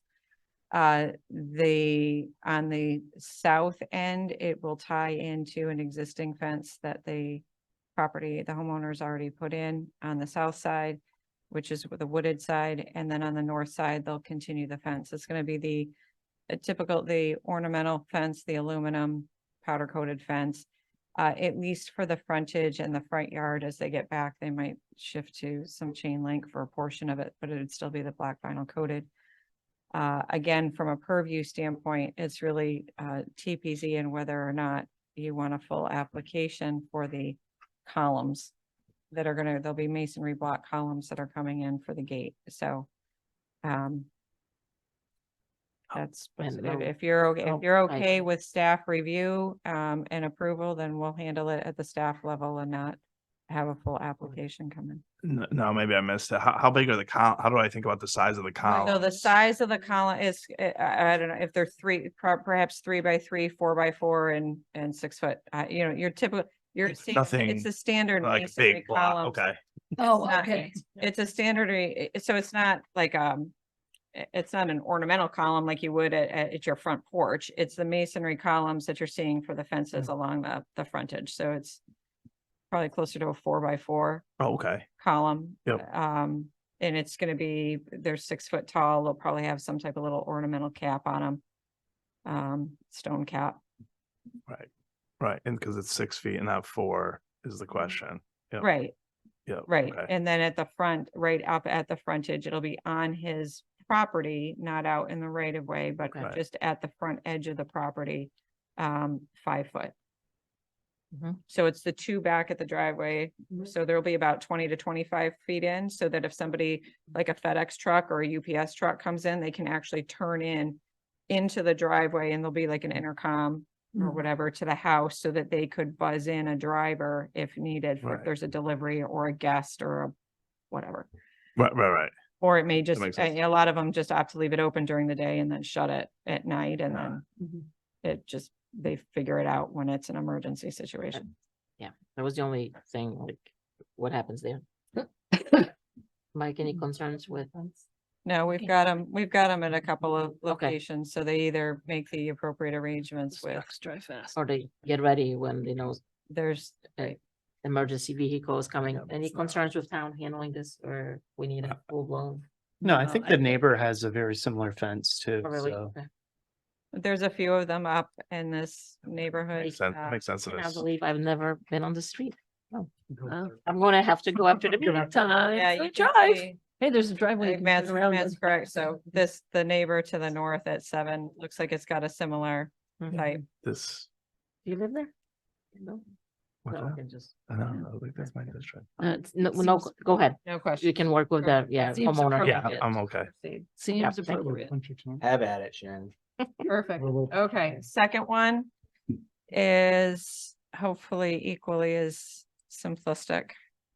You may be familiar, Mr. Udolph, Mhm. the Doing lots of frontage improvements. Farmington, Yeah. right? So The signs are nice. back in, well, Improvements are- so back in February, when they came in for approval of the sign, they did approval of the sign for say 1485 Farmington Avenue. And I asked them and I said, you've got a sign at 1459. Do you want to do that approval now too? No, our contract is just for this one sign. Guess what I got in my building permit application? Hey, another sign. The second sign that's identical to the sign that we approved Okay. in February.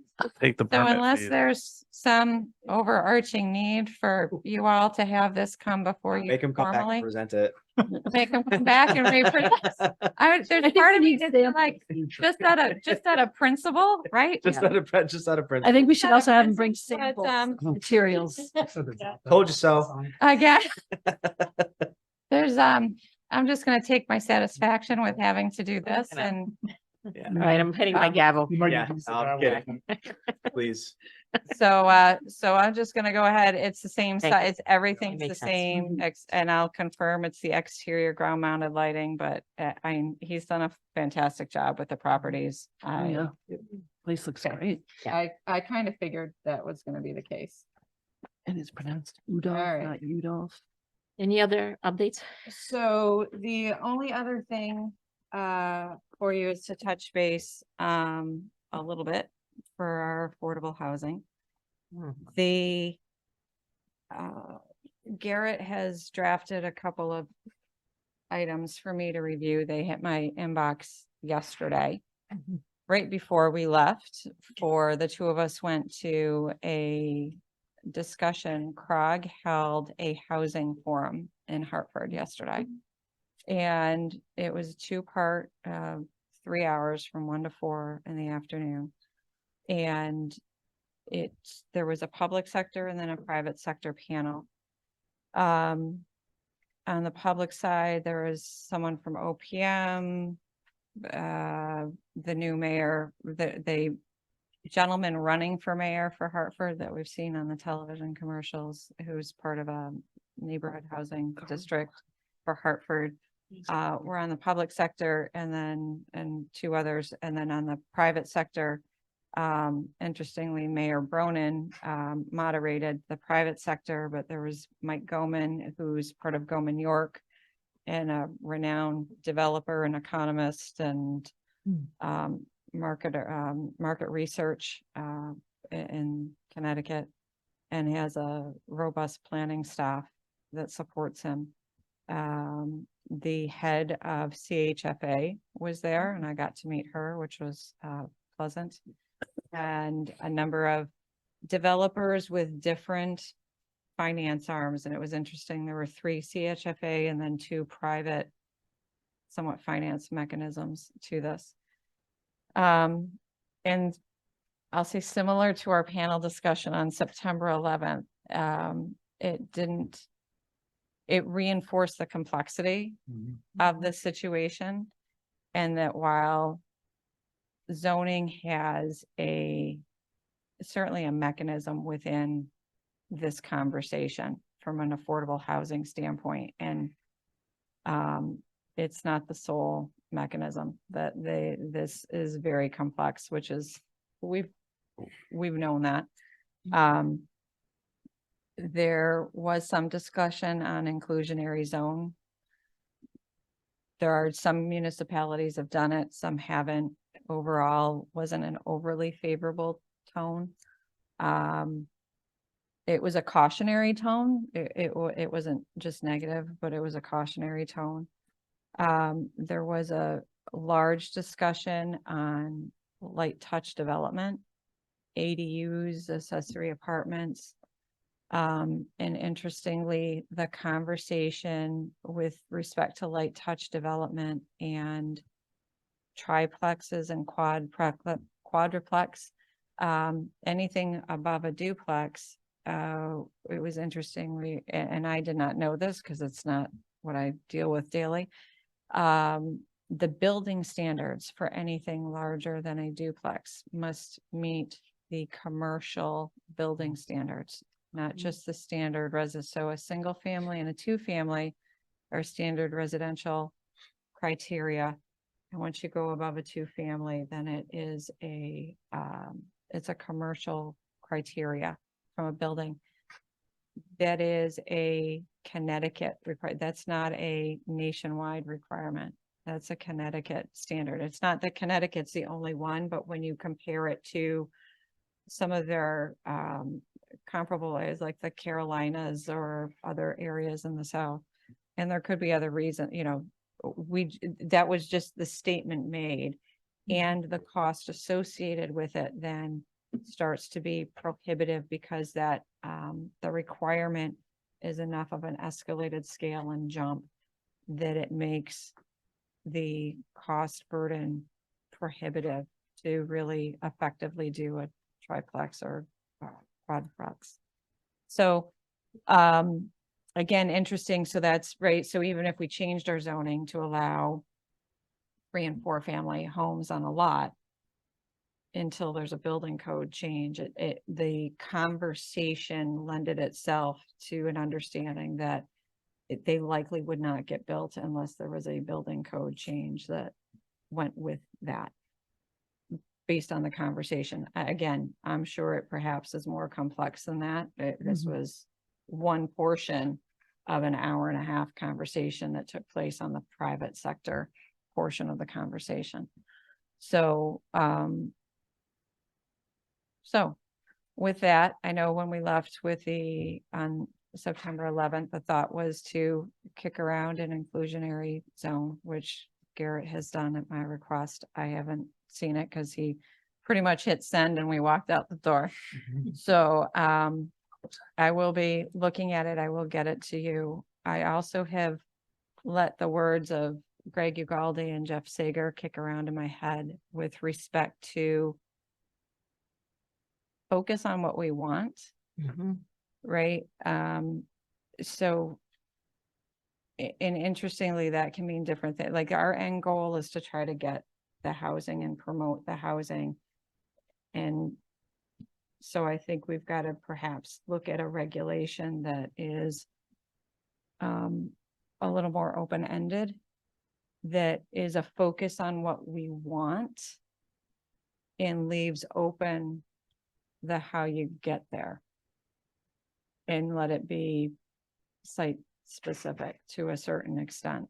And other than that, again, it just has been kind of floating around. If anybody else has any other thoughts or any other things they want to share, if anything's been kicking around in their head, I'm open to hearing them, but so that's where we are. I think we've finished, we had our final forum with CROG and Sustainable CT. They're supposed to be getting us a database and some additional information. They did send out one of the study reports from Public Act 2021-29 that just came out today. So we'll get that and get that out to everyone so that you've got it for reference. That's where we are at the moment. Thank you for the update. So, October 1st, it will lift. It will lift. Okay. We did do a lot of work. We There's a lot of work. really did not solve, right, the issue. The entire state hasn't solved the issue. Right. And so that's, I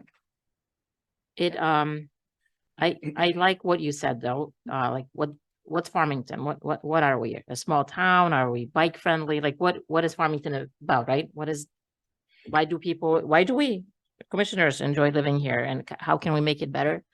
I was just, I did take some notes and I haven't fully like processed it. It's a lot of information, but I would love for there to be a handoff with everything that we did. oh, absolutely. To the new commission, new year, new whatever, and definitely share what you and Garrett put together. But that's the piece that I'm struggling with. Yes, we're not solving it. It sounds like the inclusionary zoning, maybe it's the way we looked at it, maybe it's not the right way or it's not the right time, but I would love to get something done though in the near future. Like the, single families that could become a duplex, maybe open that up, accessory Right. dwellings, right? I- Go ahead. But yeah, so clearly I'm all over the place still, but I definitely feel like we can't put a bow on it because we haven't solved it, but I would love to document it some more. So share with us what you have and go ahead. I'll let you guys go. I'm looking at you. Fair Glenn, I enough. don't know. Yeah, I'll go. I mean, I certainly have been thinking about it like all of you have over these months, many months. I think the developer panel for me really focused me to think about what we can actually control here on the Planning and Zoning Commission. And a big thing we control is thinking about that 10% number, right? I get it, it's arbitrary, but it's there for a reason, right? Is the goal for me, the goal is to try to hit that.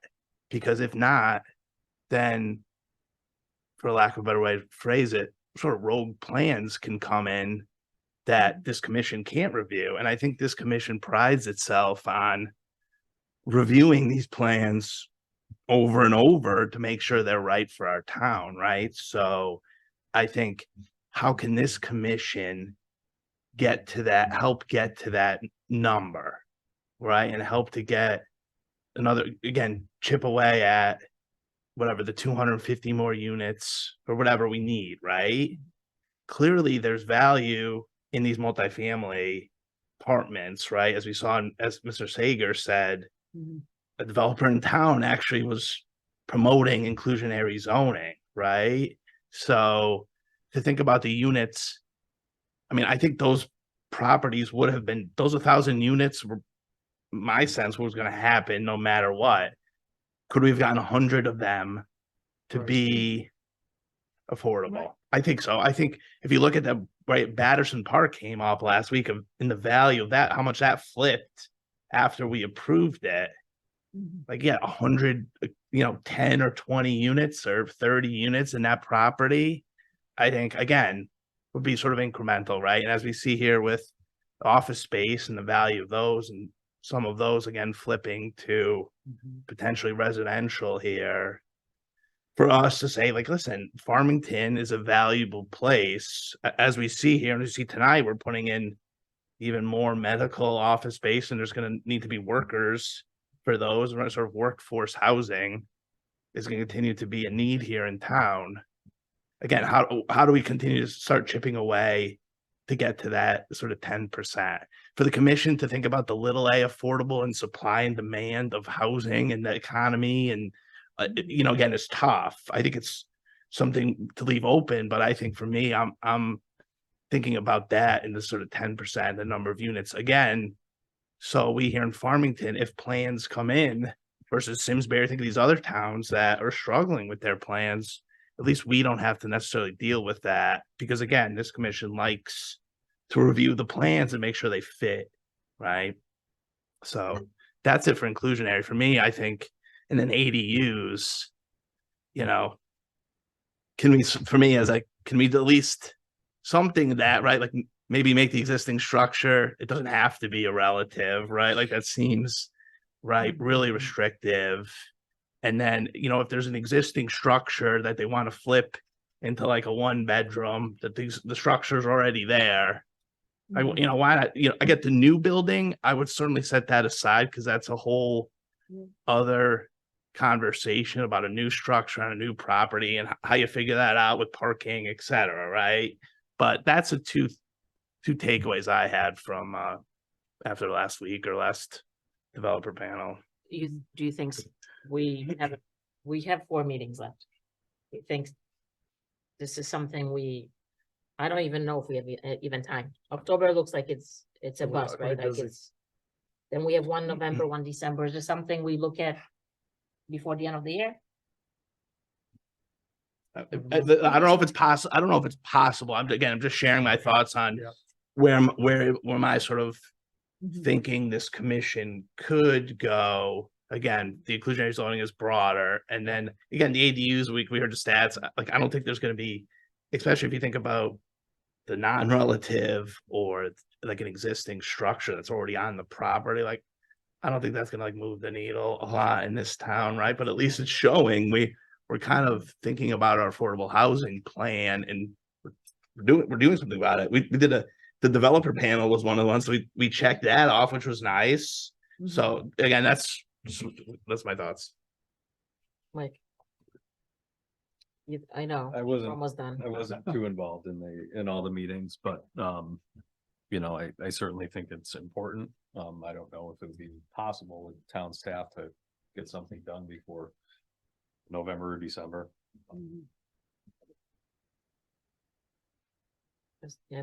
Shannon, I have a question. So if our moratorium is set to expire Sunday, do you get the sense people are tapping their foot waiting for October 2nd to come in with things? I mean, I think we touched on this at the last meeting. So Mm-hmm. certainly, even during the moratorium, nothing prohibited. There was no prohibitions for an 8-30G application. Mhm. So that hasn't happened. but not necessarily that, No, but I mean, so that was one part, right? So Right. that's part of the discussion that's taken place this evening. So that has not happened. No one's come forth, and it would have been processed along with everything else. Mhm. There are a handful of properties and a handful of individuals that have made inquiries. Any of them, for the developments they're looking to do, require either a zone change and or a text amendment to the zoning regulation to accomplish what they are looking to do. So it would not be allowed to be done by right. complex development. or- They're correct. Okay. Well, I don't know, I just No, read that's, in yeah, the patch that we're now the number 9 school district in the state by niche. So makes us even more. Anything more else? We're popular. good? Comments, thoughts? Okay. Matthew. Shannon, do we have any leverage when applications come in to push on even though it's now in the regulation, to push on the affordable piece? Like if another, absolutely. So if something were to come area, in, you could, is that a way to right. chip away at it, at least for now? correct. Good. That's good. Matthew, you look like you wanted to say something. Sorry. Not to put you on the spot. No, it's short, we're short on time for the year. Mm. And this is not something that you rush it, you're gonna have unintended consequences. I do agree with Matt that ADUs are low hanging fruit. Something we probably can get done this year. So Is that a like to see that. completely in our control, or does that have to go to town council? It doesn't go to town, so it's just if it's not a change to the P O C D, it stays with your commission. And it's a text amendment, and so it's getting the text amendment drafted. And then you all take a look at it, Right. right, offer comments, and then have it accepted at a meeting in the public hearing, so. Yeah, again, time. Yeah. Mhm. So, Fine, fine. Okay, Yes. Since you did a public hearing. all right. again, But just last Yep. one, because Matt brought up the town council part. You know, I swung a little bit back from the fee in lieu. Again, back to I think the 10% and we need more affordable units, right? Versus a developer can kind of pay out of it. And I get it, there's needs of maintenance, but the Right. primary need in the state and in this town is Need affordability, a roof over their heads. right? So more units. And hitting that, it's again, just sharing thoughts from the Mhm. developer panel, so that's it. There's nothing affordable right now. The rates, the prices, like, Right. So to hit our 10%, we need 250 units, mm, something like that. it's more with the 1,000, it's more, isn't it? Sorry. I'd have to, It's like two, I feel like it was the two was the first number and then it's. from I'd have to there. go back and take a But look at the So if we have numbers. a 200, 10%. It's 200 requirement, we need plus. 2,000 new units to hit the 10%. If we require them to do It 10%, doesn't, we don't know what the percent would be. But in your example of right, requiring 10%, we would need 2,000 new units. that coming to doesn't the town. prevent someone from doing 50%, right? Like Right. Mr. Zager's property is. Right, Right. it's more. I can't remember the. Correct, Gotcha, okay. right. So the 80 South Road development, only 20% is market rate, 80% is varying levels of affordability.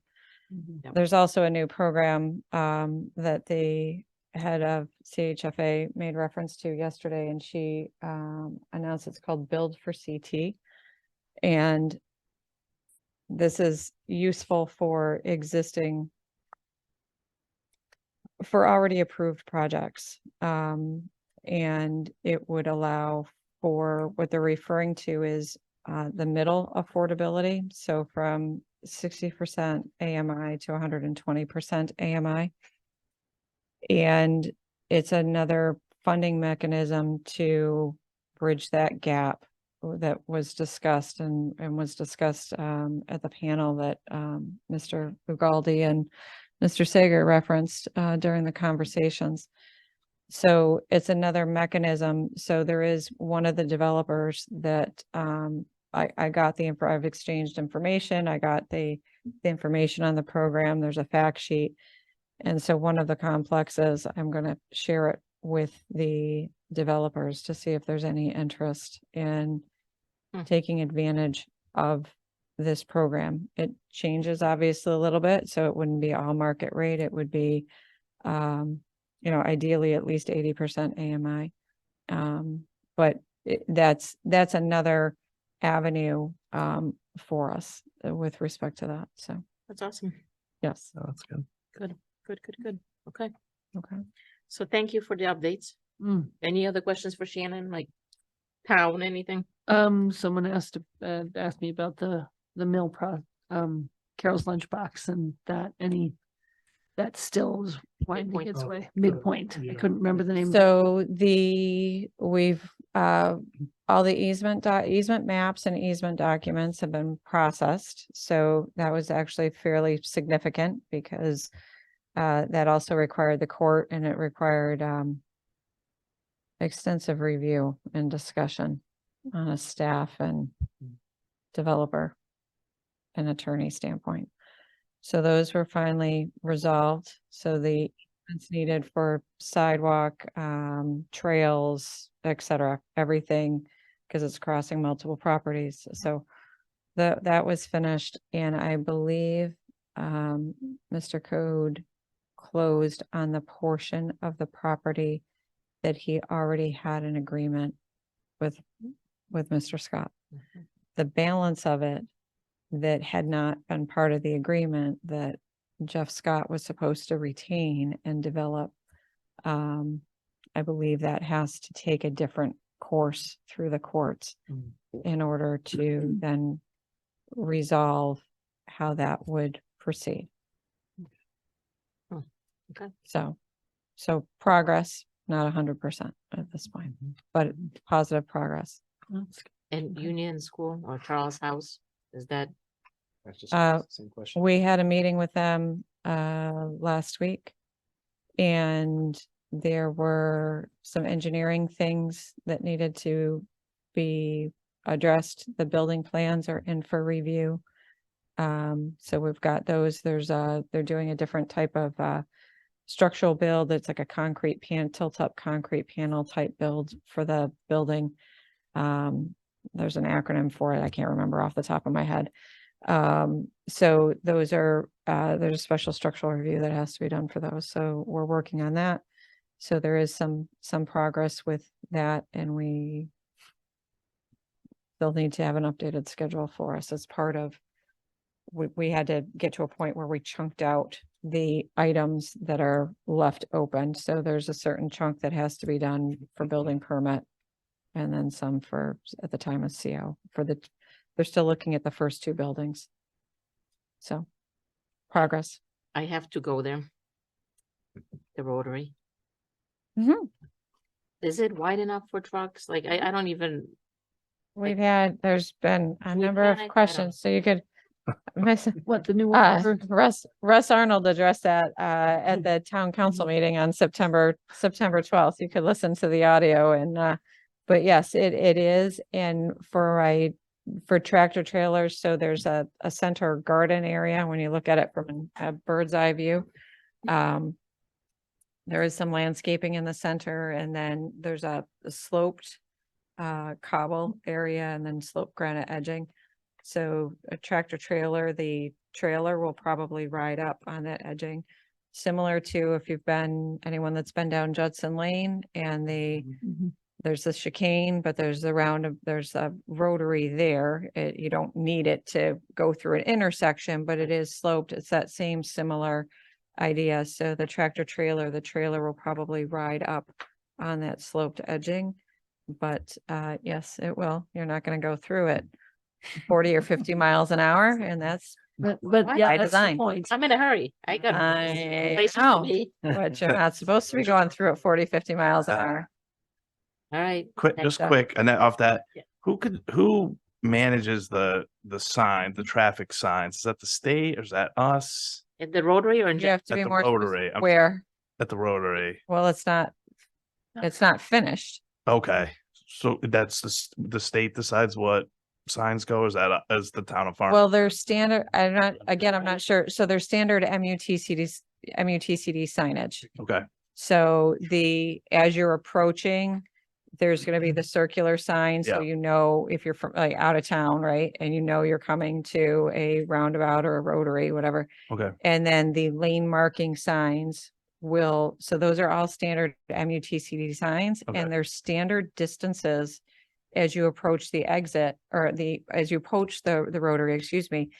And the distances are generally tied to the speed limit, right? So the faster the speed, the right, further away okay. that sign needs to be for your reaction time. that makes sense. There will be yield signs ultimately there. I think right now there's stop signs because they're under construction Yeah. and we've got worker safety that Yep, we need yep. to be mindful of. So it's not all the final. I mean, right now there's Jersey Yeah, no, barriers. for understood now, cones yeah, there. So Yeah, yeah, so there's some of these things are in temporarily because it's under construction and there's worker safety that we need to be mindful of. yeah, no, that makes sense. But yeah, no, the final signs are already programmed as far as Right. directional signs and orientation signs. That's all set as part of the design drawings and would have been approved with the design drawings. And it's all set through, there's very programmatic signage that has to be put in and programmatic distances as you're approaching. Got it. Thank you. Absolutely. Were you talking about the temporary ones that were like facing the wrong way? You'd be surprised the amount of people who've asked me about it. So, yeah. Yep. Yes. I think that was on the contractor. Yep. Yeah. One of these years, we'll just be driving by and a screen will show up. So, you know, We won't be driving. well, that's true Like, too, yeah. the But- robot Oh, will yeah, what am I drive, saying? but yes. Yes, self-driving cars.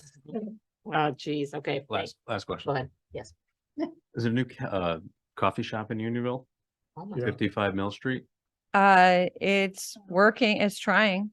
They're trying, yes. I saw So some signs out there. as Signs. part of, so their, Did I miss I it? think he missed. their entrance door is, Shocker. entrance door is gonna be between the salon and the fitness. No, The entrance door. So the Pomona Pete side entrance door is where the no, this is not. coffee the- shop is gonna Oh, this is go. not That's a the different same- one. Sorry. Oh, yeah, I Like did see that Bruno's one. Cafe or something. Bruno's, yes. So it's on Mill Street where Nice. Flavors of New Ob, Yeah. right? Oh. So Flavors of New Ob did not take the entire Pomona Pete slash Right. Pure slash Same- whatever space. They Huh. took the full, the front to back, but the coffee shop's gonna have the side entrance. Yes, Okay, yeah, I because saw I it the saw other day that. and just didn't hear anything about it. yes. It was over at Edward Jones there. Both are tough spots, but okay. For a coffee shop. Well, It's, okay, never mind. We're recording. Okay. Okay, so we just, it sounds like Oh, we're all set. no? Yeah, we just need Gotta minutes. gotta do the minutes. Yes, I we need a motion and second to approve September 11th minutes. Make a motion to approve the minutes of the September 11th, 2023 Town Planning and Zoning Commission meeting. Second, Second. all in favor? Aye. Aye. Aye. Meeting adjourned, 9:12. Thank you.